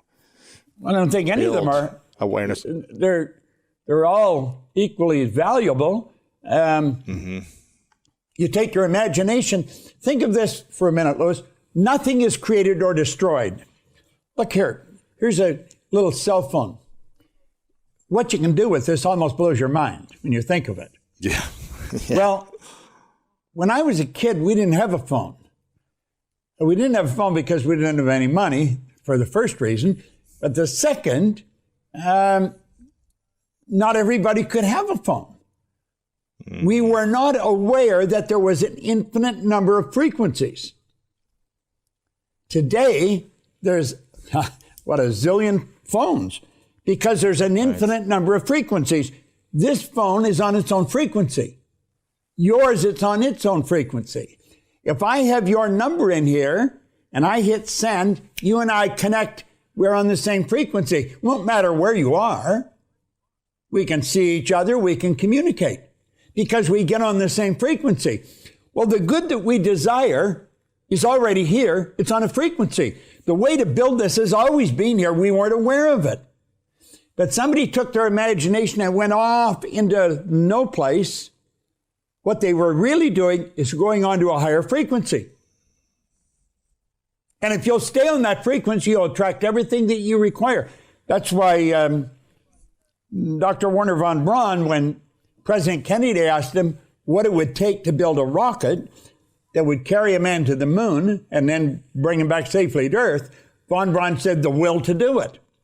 The will is the mental faculty that gives you the ability to hold one idea on the screen of your mind to the exclusion of all outside distractions. See, if you take your imagination, do it. You have goals, take your imagination, and then take yourself there, see yourself already have completed the goal. And then hold that picture with your will. When you go there with your imagination, there is a place. Whatever it is you want, you went there with your imagination, there is a place. You stay there in your imagination. You will attract everything that's required for the manifestation of that picture. You saw Brady doing it last Sunday. This guy's a machine. Yeah. Absolutely phenomenal.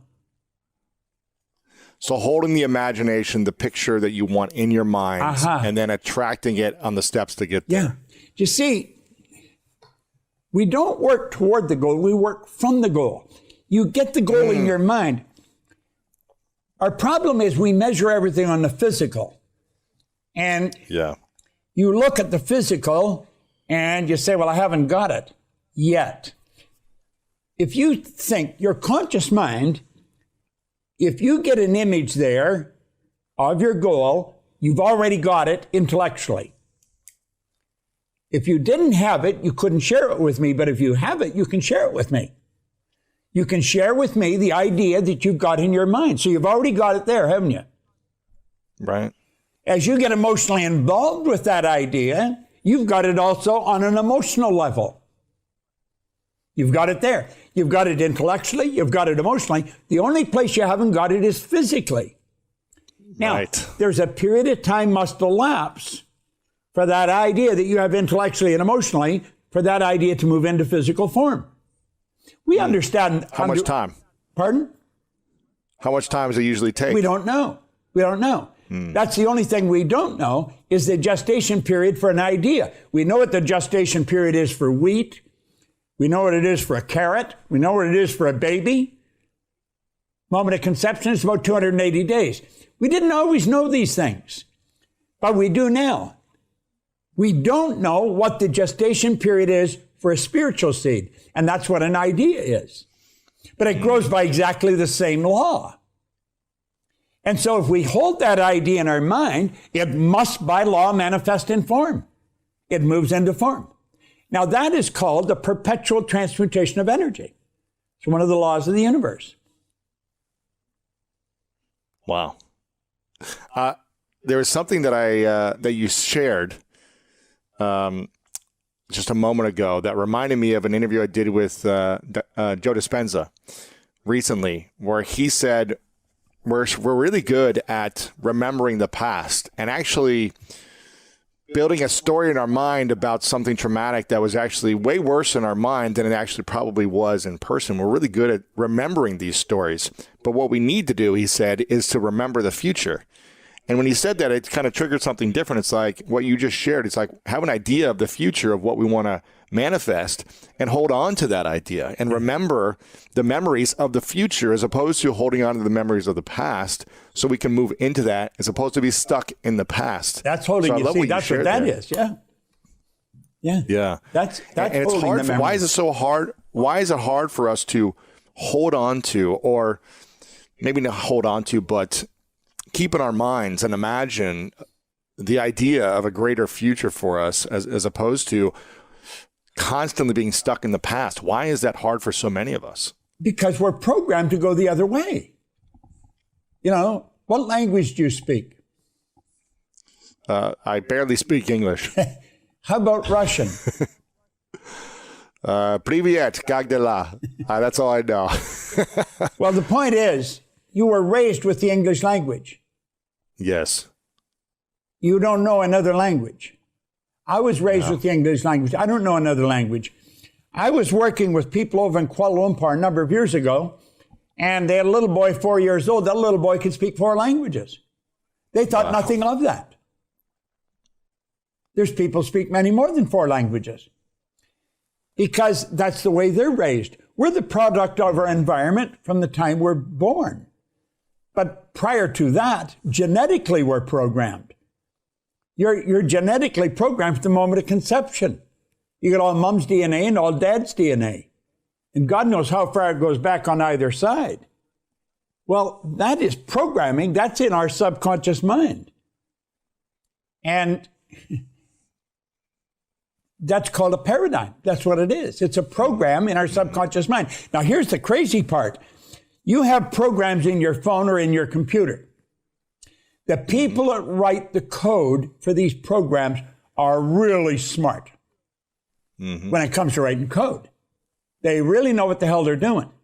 The people that wrote the code for our biocomputer had no idea what the hell they were doing. They don't. They did not. They were writing a code for my subconscious mind and for yours. That's our paradigm. And that probably controls our life to an enormous degree. It did with me until I was 26. Now, I was fortunate when I met Ray Stanford and he got me into the Think and Grow Rich book, and that led me into God knows what else. I have been working at changing that program since I was 26. I'm 86 right now. So I've been at it for a long time, and I work at it every day. Most people don't even know that they have the problem. So they stay stuck their whole life. Listen, you interview some pretty interesting people. I watched you interview here a billionaire a while ago. Which one? I forgot who it was. Anyway, Ray Dalio, Charles Koch. it was a pretty John Paul interesting DeJoria, interview anyway. But Yeah. the point is, anybody can become a billionaire if that's what you want to do. You say, well, wouldn't everybody? No, everybody wouldn't. I wouldn't want to put all my energy into that. Now, does that mean I don't want money? No, hell, I earn all kinds of money. And I probably want to earn more. But that's not my focus. We are programmed to live a certain way. And rarely do we change that. Now, I change it, and I teach people to change it. But most people don't. Stop and think of how few people are really well off. 3-4-5% maximum, if that. And 95% are struggling. And some of these are really bright people. You've got people that have a doctorate degree in commerce and finance, and they're broke. How the hell could that happen? Well, they never learned how to earn money. They learned how to count it, invest it, and what to do with it. They never learned how to earn it. School doesn't teach us how to earn money. It's absurd when you stop and think about it. Can you teach discipline? The answer is yes. How? But you have to have a willing participant. And if the participant's reason why is big enough, if they know I want to achieve X, and the reason why, the motive for their action, motivation, the motive for their action is a reason beyond just themselves, chances are they will do more to achieve that success than if it was just left up to their own. But there are some people that are born, with incredible drive. They just have this insatiable drive, and they'll just, I'll do whatever it takes for the things that I want. And there's other people that want things, but they just don't have this insatiable drive. And this is where, as much as I hated school, I love to use school as an analogy. In the game of life, whether it's health, wealth, relationships, career, business, spirituality, fun experiences, you have to decide what level of the game do I want to play at. Is it the grade school level, the kindergarten level, the high school level, the university level, the pro level? Because each one of those levels requires a totally different mindset and totally different skill set. They're building blocks on each other, but if you are extremely talented, but you're not prepared to practice and rehearse and drill and fall and fail forward to the next attempt, you will never make it as a pro. You will never make it as a pro business person. You'll never make it as a pro husband or wife or athlete or musician. You just never will. So just get used to that if you're not prepared to pay the price. If you are prepared to pay the price and you have the aptitude and the talent, now we're talking about there's some real potential here. And what we don't know is, what's in your heart? Like, what is the fire that stirs you, that you wake up saying, I will do this even when I don't feel like it. I will do whatever it takes to overcome my temptation for mediocrity, my temptation for excuses, my temptation for reasons and circumstances to hold me back. I won't allow those to be in my way. And if you have that within you, you'll achieve whatever you choose. Right. And so the question you asked before is, how do you develop that? Start small. Yeah. Start small. So if you don't have discipline, show yourself that you can give yourself one command and one follow through. So you know what? Right now I'm going to get up and I'm going to do 2 push-ups. Right now, not like later, now. Can you give yourself a simple command, 1 sit-up? Right now, I'm going to go get a glass of water. You start with something ridiculous. I learned many years ago, reduce it to the ridiculous. So if I reduce it to the ridiculous, and I start, I say, can you do that? Great. Will you? Because that's the difference right there. That's the razor's edge. The people who can, will you? Will you? Yeah. Great. When? Now. Yeah. Right. So if you develop that skill, and specifically from a brain plasticity, a neuroplasticity perspective, as soon as you do that, you give yourself a command and you take the action, you have just created a neural pattern that you can give yourself a command and take action. Now, that may just be one time. Well, what if you did that every hour by putting a little bell on your computer? And every hour, like if my computer was open, I'd have every hour it would say, it's 12 o'clock, it's 1 o'clock. And I'd take 60 seconds just to be in control of my mind. 60 seconds, I don't care where I am. Stop what you're doing. Stop, take 6 breaths. Breathe. Just get centered. Am I on track? Am I off track? Am I doing something I shouldn't be doing versus a high impact activity that I need to be doing? Every hour, I've trained myself to just reset. I didn't always do that. So I just started with 1 a day. Right. Then 2. Sure. Then 3. Then it was working so well, I said, great, let's do this every hour. But more importantly is, as soon as you become the person who believes in themselves, you see, everything you do or don't do leaves an imprint on your self-worth and self-esteem scale. And you know it. Absolutely. You know it. Yeah, every time you have that cake or that cookie, right, you either believe in yourself or you don't believe in yourself. Right. Yeah. Every time you're voting with every decision. With actions, you're disqualifying with every negative belief. You're qualifying with every positive. Same with behaviors. So you start getting aware of, am I qualifying myself to move forward, or am I disqualifying myself through what I say I want and what I do or don't do over and over and over again? Because thought patterns become emotional patterns, which become behavioral patterns. And our brains pick up on our thought, emotional, and behavioral patterns and says, hey, you know what? You've done that one enough. I'm just going to make that automatic for you. Right. So all of a sudden, if you're a person who has lots of positive thoughts, but you suck at taking action, your brain says, let me make that a permanent pattern for you so you don't have to think about it anymore. But I'm also going to create some neural tension, and I'm going to make you pissed off at yourself now. Now you're going to start talking to yourself about how you don't want to not take action, but you're still taking action. And this is where we have this conscious, non-conscious ping pong match going on all the time. Complex. Yeah. It's actually complex, but it's actually pretty easy too. So if someone's listening right now and they're thinking, there's a lot of things I want. I want to get out of this relationship, or I want the relationship. I want to have better health. I want to have more money, whatever it may be. And they've been saying that for years, and they feel like they've been consuming all the information they need to have, but they haven't been able to take action. Maybe because their why isn't powerful enough. What would you say should be their first step? Well, the first step is to take one thing. I'm going to go back to one thing. Yeah. And say, great, let me move one thing forward. Why? Because that just changes the trajectory of the same pattern repeating itself. And as soon as you interrupt a pattern, and then you repeatedly interrupt the pattern, it's like taking a detour. And as soon as you take a detour one day, you're like, okay, that was okay. Right. But your tendency is to want to go back to what's comfortable. But if you take the detour 2 days, 6 days, 7 days, we know from a neuroscience perspective, it takes about 66 days to create a solid enough neural pattern that it'll go from conscious effort and thinking about it to a non-conscious pattern that has the beginnings of automaticity happening without your involvement. You're just doing. Yeah. And so for me, what I do, and for myself, is whenever I want to change something, whether it's a habit, whether it's a thought or emotion or a behavior, I say I'm going to work on this for 100 days. Not 30 days, not 21 days, not 66, which is right around there. I say 100 days. Yeah. And then I focus all of my energy just on that one thing for 100 days. Why? Can you give an example of something you've done recently? Sugar. Sugar. I'm a sugar. Me too. I'm a sugar, like if he was an alcoholic, I'm a sugaraholic. Me too. Right? It's so bad. Yeah. So I go like, a week, 2 weeks, no sugar. Yep. Then a month, I eat dessert every night. Then 90 days. Me too. I'm like a cake and cookie and 5 of them a day.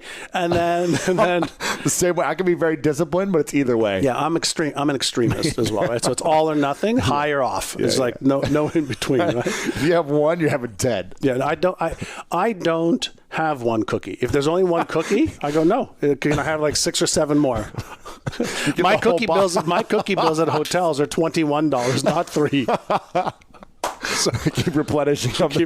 Yeah. Oh man. So you take one thing, just one thing that maybe a little challenging. 100 days. 100 days, just 100 days. So let's say you want to drink more water. 100 days, a glass a day. Conscious effort to 1 a day. Whatever you did before, you'll still do, but 1 glass a day.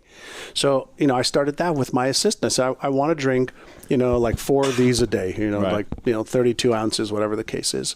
And so we got a mug and it's on my desk every time I walk in. And then I have some support from her saying, hey, remember to drink your water.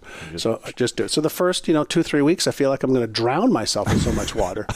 But then it's like, okay, now I'm used to it. Now I'm drinking as much water as possible because the habit is there. And one of the rules that I love to follow is the habit is more important than the intensity at first. So don't worry about the intensity. Right. Develop the habit. So can you take 1 minute a day to focus on how you will achieve a goal? Just 1 minute a day.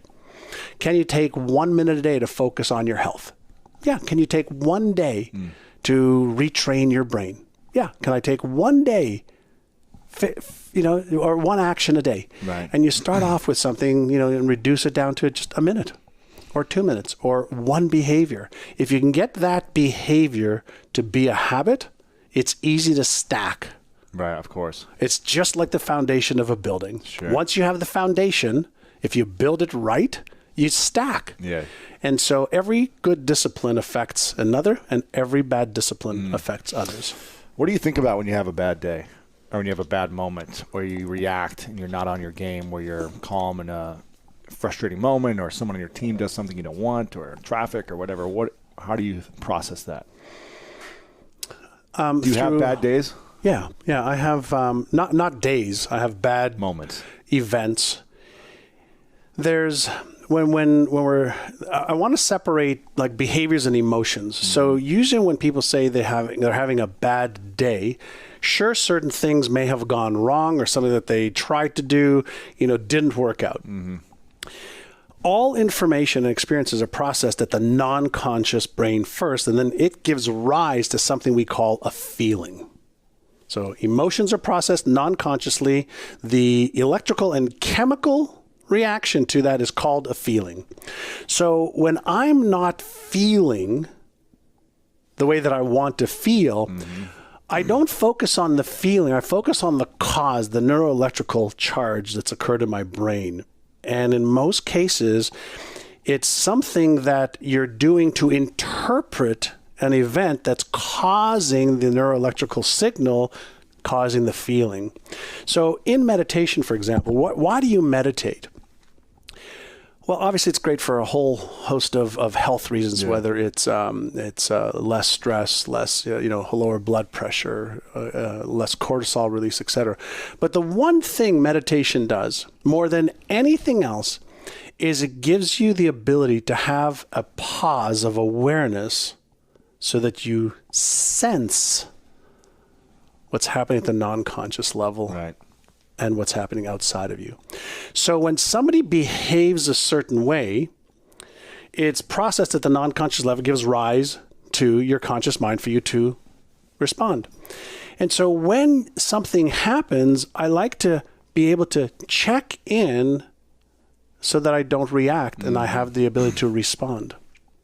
And if you do that enough through mindfulness, being aware, just being aware of exactly what's going on, then you have fewer and fewer of those times. So, something happened last week. I was in a hotel room and I spilled some water on a shirt that I needed for a wedding that we were going to. And my wife was, oh, fuck, da-da-da-da-da. She was going off deep and I was just calm. Yeah. And she goes, aren't you worried about this? I said, will it help? Right. Like, no, let's just figure out what to do. The accident already happened. Mm-hmm. Why are we so wired to react in situations as opposed to be calm and say, well, this reaction is not going to serve a solution? Well, we have a misunderstanding of flow of information and the way information is processed. And so the reaction happens, again, at the reptilian non-conscious level. So every external stimuli, if you get into some of the brain, which again is my passion, is one of my friends, Dr. Evian Gordon, came up with a great model. He says, the number one thing to understand about the brain is safety and comfort first, right? So in the environment that you're in, whether you like it or you don't, is irrelevant. Your brain finds that comfortable because it's the homeostasis. But safety first. So any loud noise, any type of real or imagined present or future pain based on the interpretation at the non-conscious level gives rise to automatic feelings. So the signal is sent from the reptilian or lizard brain to the emotional brain, and it's only later logically understood if we take the time to be aware of it. Be aware of it. That's why people react so much in traffic instantly. That's right. Instant reactions. Yeah, but here's something you could do quickly. It's called a reframe. So let's say you're driving in traffic, and let's say somebody cuts you off, and you've been sitting at the same spot for 20 minutes, like I did this morning, and somebody you're maybe looking down at your cell phone because you have some time because you're parked on the highway, right? And somebody cuts you off. So you could automatically react, go, son of a bitch, I can't believe he just did that, and just use all of this energy, the cortisol, epinephrine, adrenaline that's flowing through your body and causing stress in your body. Or you can say, well, what if that person just found out their dog died and they're really trying to get home quickly? You go, oh, okay, I guess it's okay if she or he cut in front of me. Right. Or they just got a call from their mother fell. Yeah. Would you change the way you felt about it? And the answer is, yeah, probably. And the reason, because you changed the frame. So you can learn how to create frames for yourself of how you see the world, how you see failure, how you see effort, how you see your habits, how you create frames in advance that actually serve you through awareness and response versus reactivity. Yeah. And that is what a lot of people who, for example, I'm going to go back to professional athlete. What do you learn how to do? Respond in a variety of different ways in advance or through practice, so that when it's game time, you're just unconsciously doing what you do. Yeah, especially like, I used to react a lot whenever I felt like anyone was attacking me physically or verbally in the game. I used to react and want to beat people up and hit people and respond. If I got hit in a weird way, I would always want to have the last say, right? The last hit. And my coaches would always train me because I would always get flagged. The second person is the one who gets flagged, not the first person who does the foul. Yeah. And so I started to train myself and visualize, okay, this is going to happen in this game. Like someone's going to punch me in the nuts. Someone's going to bite me. Someone's going to do this. And I can either be calm and focus on the next play, or I can respond and have a penalty for our team. Right. And I started to train my mind, seeing it in the future as it already is happening. And that really supported me in not reacting.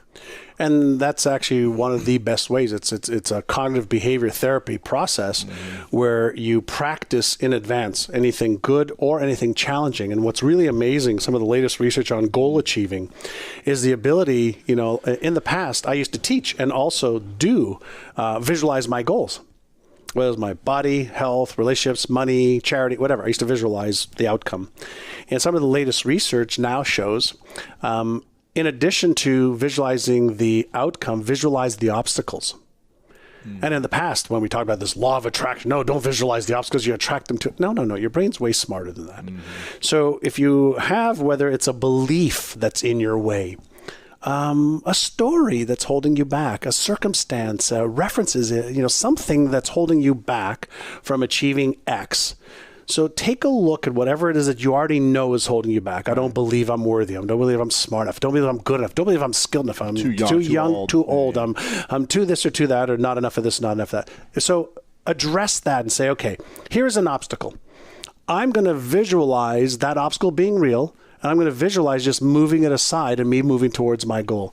The very act of acknowledging that releases the neural tension around it. If you do that over and over and over again, what your brain starts to see is, yes, there was a struggle, and so it's worthy of me creating this neural pattern around this new effort. Because most of what we're doing is, we're on autopilot. We're just eking through the day, on autopilot. And so the brain loves anything that makes it curious. The brain likes anything novel. The brain likes a challenge. So earlier you were asking me about, one of the brain training companies other than ours. I said, does it work? I said, yeah, it's a workout for your brain. And if you can strengthen the neural patterns of you seeing yourself with an obstacle and overcoming it, what do you think that does to your self-confidence and certainty? Builds it up big time. Builds it up. So if you actually do the work and develop those patterns in your brain, as you're doing the stuff you need to do in the physical world, you just strengthen those neural patterns, and that's what becomes your habits. Yeah. And that's where it becomes really fun, because you can develop the habits and the skills that you need that you'll actually take action on versus having knowledge and skills in your head. Now, I feel like you've been testing things for decades now with all the research and the work you've done. Yeah. So what does your morning routine look like now? Oh, great. What's So today was a little bit different, except for one thing, because I drove from San Diego to LA to be with you. But I wake up, I pee, I do my meditation, 20 to 30 minutes every morning. I don't care where I am in the world. At what least do you one a focus day. on during that time? I do a variety of different meditations. So there's meditations that I can do where I'm just observing my thoughts. Now, a lot of people think, well, I thought you're not supposed to have thoughts when you meditate. Says whom? There's hundreds of different ways to practice awareness. See, meditation is the art of awareness. Awareness internally, awareness externally, but also the various millions of layers that exist in the physical and the non-physical world. So this morning, I did a meditation with some ocean sounds. And so it was about 5 o'clock. I woke up this morning, sat in my little sofa, with my feet propped up, and did a 20-so minute meditation in the dark with the ocean, just listening to the ocean, just paying attention and going into a trance-like state where after 2 or 3 minutes, I disappeared. Like my body was part of air and space. So today I was using sound to get into that trance-like state.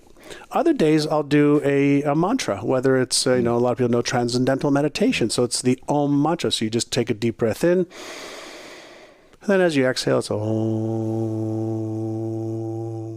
And the question is, why would you do that? And the answer is, anytime you can give your brain a rhythm, it will entrain to that rhythm. That's one. Anytime you could pay attention to your breath, inhale and exhale, you turn off the parasympathetic nervous system. You turn on the parasympathetic nervous system, which is your rest and relaxation and your calm state of flow, versus your sympathetic nervous system, which is the stress response system of adrenaline, norepinephrine, cortisol, etc. So when you get the serotonin and oxytocin and dopamine going, and you're in that state of calmness, you're able to enter deeper levels of consciousness and awareness. So you're able to observe a thought. You're able to hear your heartbeat. You're able to sense different things that are being risen in your body through thoughts that you're having. So you can actually start to see, when I have this thought, here's the sensation in my body. Was there ever a moment where you didn't unconditionally love yourself? And if so, when did that shift where you stopped that and you started saying, okay, I appreciate myself because of my contribution and my service and who I am? When was that shift? I don't think it was ever I just didn't love myself. There were times, obviously, be angry with yourself or frustrated with yourself or think, I'm not doing enough. I mean, I can remember my birthdays, to be honest with you, probably up to my 40th birthday, including my 40th birthday. You have a birthday with a 0 on it once you're over past 30, 35, sometimes 5 years on it as well. People look at their life differently culturally. And I used to think it was bullshit. But sure enough, I would do it. And I remember turning 40, and I was really, really unhappy. I was like, Jesus, I've not done enough. I've not helped enough people. I helped tens of millions of people at that point already, done all over the earth in 100 plus countries at that point, but it was still kind of stuck in my head. So I would earn the love by over delivering, change somebody's life. Like, I don't get it because somebody says, oh, I love you, Tony. I mean, I appreciate that. Or, oh, you're the greatest. It's got to be my standard. My standard's higher than their standard for me, right? So when I get up and someone's going to kill themselves and they're suicidal and boom, turn around and they're no longer not going to kill themselves, but they're transformed, their life is there. That's when I go, okay, now we've hit the center of what I'm made for. Now, I deserve to feel this euphoric feeling within myself and appreciation. And even then, I still know it's God coming through me. I don't have the delusion it's just me. But I think sometime after 40, I finally saw the stupidity of it. I accumulated enough that I looked at life with fresh eyes.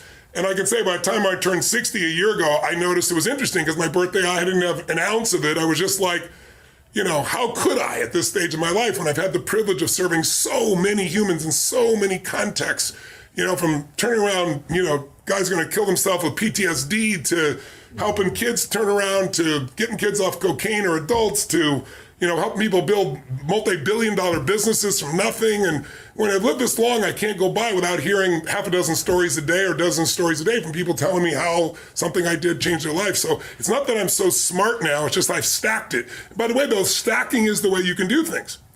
Most of us stack the negative. If you are really angry, it's not usually because of just the moment. It's that it happened again. It's like if you've ever lost it or overreacted to your kid or to a friend or a business or even within yourself, it's because it happened again. We hit this 1, 2, 3 mini point, and then our nervous system overreacts. But what I've learned is you can stack the good. But for example, if you go into a state of really strong anger for more than 5 minutes, your immune system is suppressed between an hour and a half to 2 hours. That's a physiological fact. But no one had done any study. I started stacking good. Like, okay, let me stack a dozen great memories, feel them, see them, experience them. And I felt this biochemical change that didn't just last a half hour, an hour, or 10 minutes. It went on for a day or two. And so I think I've learned to stack the good. So just having the experience is not enough. You got to stack the good to be able to appreciate it. But I think, just come back to the main point here from my perspective, which could be completely full, it's just my perspective. So I want to point that out. I think the more you find unconditional love for others, the easier it is to find in yourself. And I think the focus is serving and loving, and that's what will get you to the point where you start doing it. But if you want to speed it up, stack all the good you've done, you'll feel great about yourself. I already know all the comments that have come through. Thousands of comments tell me, but what about my family that's toxic? What about my partner who's toxic? And how do I love someone unconditionally when they don't respect me? I can't trust them.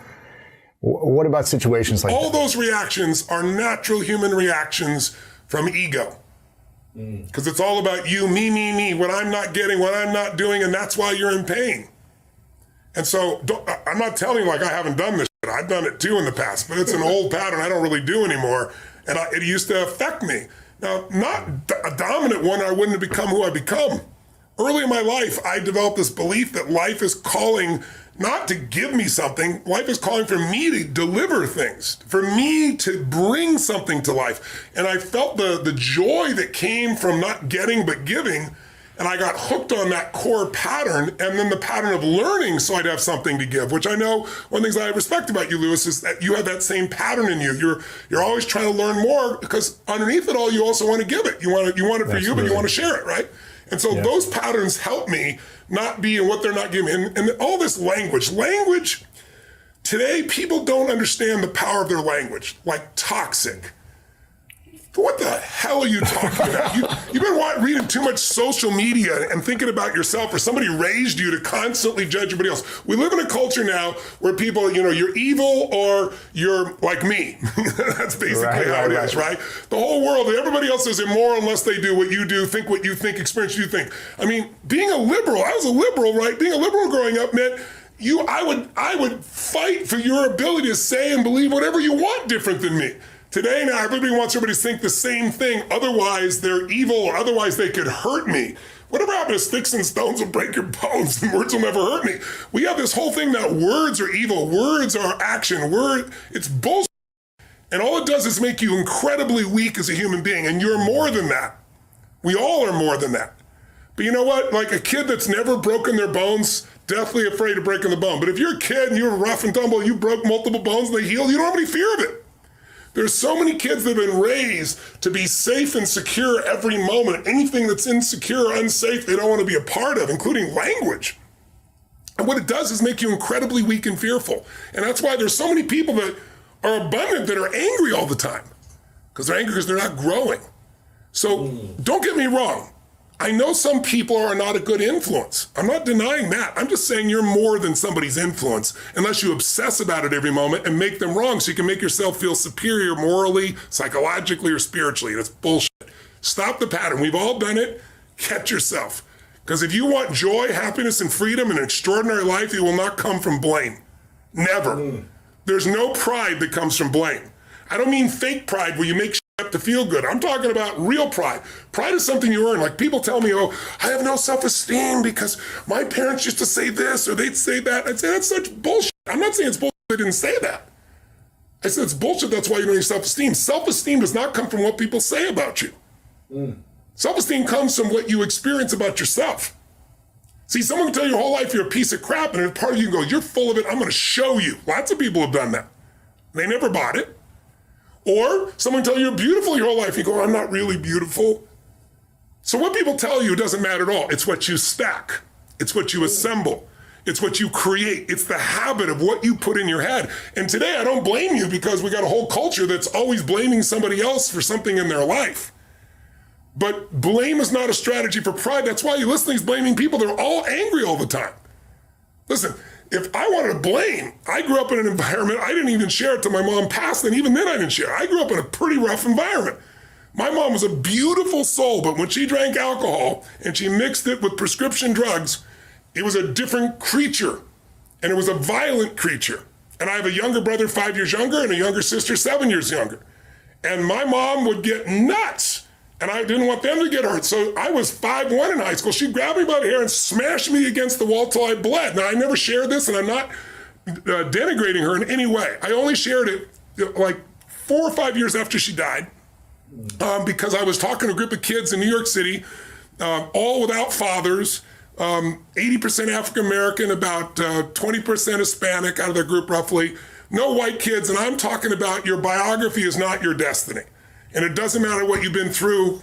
What you decide now is what's going to control your life. What you decide each day going forward is going to decide your life. And I can look at them seeing me, and I can read their minds. This big, tall, white, rich guy is going to tell me biography doesn't matter. So I said, let me tell you my story. And I told them the whole story, way more than I'm telling you. And every one of them was crying their eyes out when they're done. I said, look where I am right now. Because I wouldn't assemble the story that my past equals my future. The past only equals your future if you live there. If you're using a rear view mirror to guide yourself, you're gonna crash. So what you've been through is horrific. What you've been through is unjust. I'm on your side. But if you hang on to it, you have no future. And you have no one to blame but yourself. And these kids, to their credit, man, they just responded to the challenge because they first cried their eyes out hearing all the stories. My mom would think I was lying, and I wasn't lying. She poured liquid soap down my throat till I threw up. And I wasn't lying. So it's not the physical abuse, it's the fact that this is the person you love most that's trying to hurt you that messes with your head. So I could have been messed up for life, but I didn't. Because something inside me says, I'm responsible for this life. And part of that is because I started reading when I was 13, 14 biographies of people, the greatest people in history, and reading their lives and finding out, guess what? Their lives were far from perfect. Some of them had worse lives than I had. But when you have no reference and all you do is go online, you talk to other people, it's making everybody else toxic, and I'm like this, and they didn't do that, then you get to have this shitty life just like those other people. Why are they online so much? Because they don't have a life. Right? Don't be one of those. Free yourself from the chains of your past. I'm not saying your past doesn't matter, but listen, my mother, I tell people this all the time, and it's the truth. If my mother had been the mother I wanted her to be, the mother she should have been, I would not be the man I'm proud to be today. Because I had to become a practical psychologist way before any schooling, figure out when's she gonna go in the mood, how do I change her state, how do I protect her from the kids, it felt life and death, and it was to some extent. So I developed skills at such a young age. Then when I learned things, I just added to my skills, but I had a core sense of certainty that I could turn anybody around because it started with my mother. And thank God for her. And she encouraged me in so many ways. She did so many great things. And she loved me, even though it didn't look like it at times. So, Right. But if your parents, if the people around you said all the things you thought they should have, if they had just not been toxic, if they'd encouraged you, you wouldn't have any muscle. And right now you don't have any muscle because you're using that as the excuse, if you're thinking that. And I'm not attacking you, brothers and sisters. I'm calling to you because I know you're more. Otherwise, I'd just keep my mouth shut. You've been hypnotized by a culture of weakness. Now, having said that, I'll say one last thing. I know you haven't got other questions, but it's so important what you asked. Yes, there are people that you don't want to hang out with that will not serve you. But then move on. Don't sit there and talk about it constantly. Don't waste your time. And you say, but what if it's family, Tony? Mine was family too.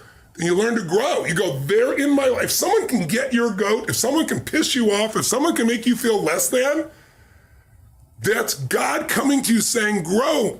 You need some spiritual growth. There's got to be some change in your perception, your belief, your emotions, your spiritual look of life. So that can't happen anymore. And when it happens, like at 61, I've been through so many of those things, and I like to do things in mass. I took on big challenges, so I'd have to grow more. But then life throws them at you too. When they come, you just go, okay, it's going to have me until I grow. What needs a shift in me so that it no longer has an impact? But you know, Jim Rohn used to say, my original teacher, he used to say, Tony, what happens if I've got a cup of coffee here? And he'd say, what if your worst enemy drops sugar in your coffee? What's going to happen? And I go, well, you'd have sweet coffee. And he goes, what if your best friend, your mother, your father, your brother, your sister, your loved one drops one drop of strychnine? I said, you'd be dead. He goes, that's right. Life is both sugar and strychnine, so watch your coffee. His whole thing was stand guard at the door of your brain. But some people take that and go, oh my God, you can kill me. It was a metaphor. These people are not so toxic. They're toxic because you give them energy. So if your mom's crazy and constantly criticizing you and it drives you nuts, just go, that's my mom. That's her way of showing love. And I find a new perspective. And no matter what she does, just stay in a beautiful state and love on her and think, boy, think of all that she cares and feels for, all that she's frustrated in life, or all that she's going through that's made her this way. And think, God, I don't have to go through this. I can love her. It's like your growth is the only limit to your happiness. If you're not happy, you're not growing in some area. And usually it's a place where you're blaming, you're pointing the finger. I don't care if it's government, don't get me wrong. People can be unfair, unjust, that's for sure happens. But you can't control that. You can't make it not happen. What you have to do is become stronger than any of it so you're free. Freedom comes from growth. Freedom does not come from control. Because control is an illusion. You can't control everybody. No matter how hard you try, you can't control what they think or feel. And not everybody's going to be fair and just. And you, my dear friends, and I have not always been fair and just. Whether we admit it or not, it's just the nature of being, a human being. Mm-hmm. But we can make the largest pattern fair and just and loving and powerful and serving and growing until it becomes the dominant thing inside you. And then you experience life as being great, not you're great. Life's great because you're living a great path. It seems like what I'm seeing and hearing from a lot of people that this past year, everything has fallen apart for them. Their health, their relationships, their finances, their mission or purpose, and their spiritual awareness, like every area of life has been in breakdown mode for some people. Well, not everyone. Some people have had incredible lives and have stepped up to the occasion and broken through on all these things. But I'm seeing a pattern of a lot of people breaking down in many areas. Hypothetical scenario, let's say you could only focus on one thing to get you started. You only had the time and energy to focus on one of these areas. Your health, your relationships are all breaking down. Your finances, you're in failing everywhere. Where should people lean into first to kind of create that foundation so that everything else can start to rise as well? I think before you answer what to do, you got to answer why you're there. It is not because of the pandemic. I remember when 9/11 happened and people tell, oh my God, my life was destroyed because of 9/11. And there were people in the same building who turned their life around, grew spiritually, grew closer to their family, made their businesses larger, and the same building burned down, right? I know in my case, 9/11 comes, if you can imagine, I'm fortunate enough to have now more than 80 companies in all these different industries. And obviously, I've done pretty darn well by most people's standards of business and life. But my core mission is what I do for a living. It's why I'm here talking to you right now. It's getting people to be free and alive and have the level of fulfillment that they deserve to have. I know they desire, but I also believe they deserve to have. But to deserve to have it, you got to do certain things, right? And so you're not in the place of being overweight because you lost your job. So stop the bullshit. Blame. Blame is not a strategy for a meaningful life. Blame is not a strategy for greatness. So you got to resolve that, number one. And then your question was, what's the one thing to focus on if you can only focus on one? I think it's smart to focus on one thing primarily. Focus on too many can be overwhelming. Other people, it's good to focus on multiple things. It depends on your personality. So I wouldn't presuppose. But then the answer would be whichever thing you're most desirous of changing, whatever thing is giving you the most pain. So if it's your relationship, I'd go full force on that. Now, in the world we're in today, you don't usually have the privilege of going, okay, I want to work on just being happy. Well, I can train you to be happy while hell's breaking loose. You can sit in this chair and be totally euphoric. But if you do that in a Western culture, people come and take your furniture, right? So you probably have to work on both your business or financial side and some personal side. I would be working on both. And to me, the way to attack that, if you're not sure which area, is to start with the body. And I know you can relate to this, Lewis, because you and I both share this in common. It's like, I always teach physiology first, as you well know. If you change the body, you'll change the emotions. If you change the emotions, you'll change your decisions, you'll change the quality of your life. Because the quality of your life is your emotions. It's not what you get. You can have $1 billion and commit suicide. People have done it, right? You can have beautiful relationships and commit suicide. You can have people loving you and be sad all the time. Our pattern of emotion is our home. And you have to upgrade your home. You have to train it. And one way to train it is the emotion comes from the way you move, the way you breathe, the way you speak. So if I said to your listeners, there's a depressed person behind the curtain over here, and I'll give $100,000 to their favorite charity if they had to describe their body, their posture, and they're depressed, you tell me. I'll just use the example. What does that person look like? They're slunched down. They're looking down at their feet. They're not looking upward. Their shoulders are over. Are they breathing full or shallow, do you think? They're shallow. Are they talking fast or slow? They're talking, if they're depressed, they're probably talking fast because they're not calm. Well, no, that's usually stressed. Depressed is different than stressed. They're slow. They're probably talking low volume, slower than. And all those physical characteristics change your biochemistry towards this feeling of being depressed. And in a depressed state, you won't do anything. When I used to be depressed, and I don't get it anymore, I just took it out of my life. I even took the language of it out of my life. Because the words you create a biochemical response. But when I did that decades ago, because I was like having those thoughts like, is there a reason to still be here? That kind of crazy shit in your head. I got out of it by using anger originally. I'd much like sometimes if somebody's really sad or depressed, I'll make them angry. And people are like, what's he doing? He's making them angry. Because angry is much more resourceful than depressed. From anger, I can get you to laughter. I can get you to taking action. And then gradually I got where I didn't need anger. It was about growth. It was about contribution. It was about meaning. So there's like stages to go through. But to answer your question, they should work on both their business side of their life and personal, one of each.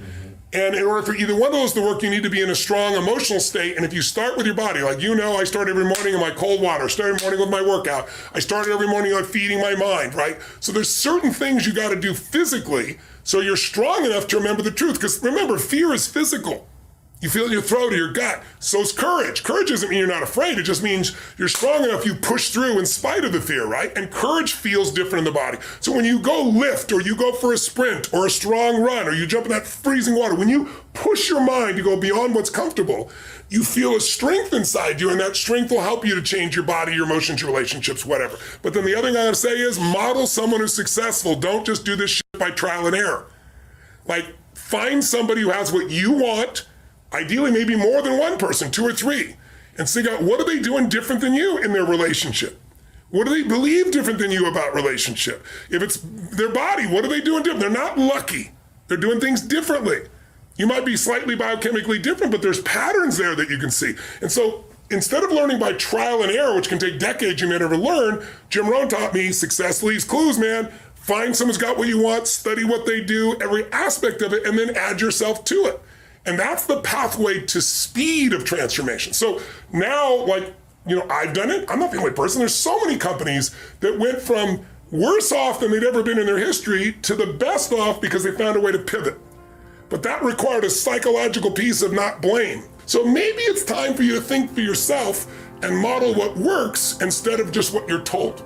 That's something to consider for yourself. So begin to get creative and put industry adjacent networking to good use. But remember, it always comes back to being genuine in your relationship building. So a rock solid network can help you thrive through any economy, any recession. So be sure that you invest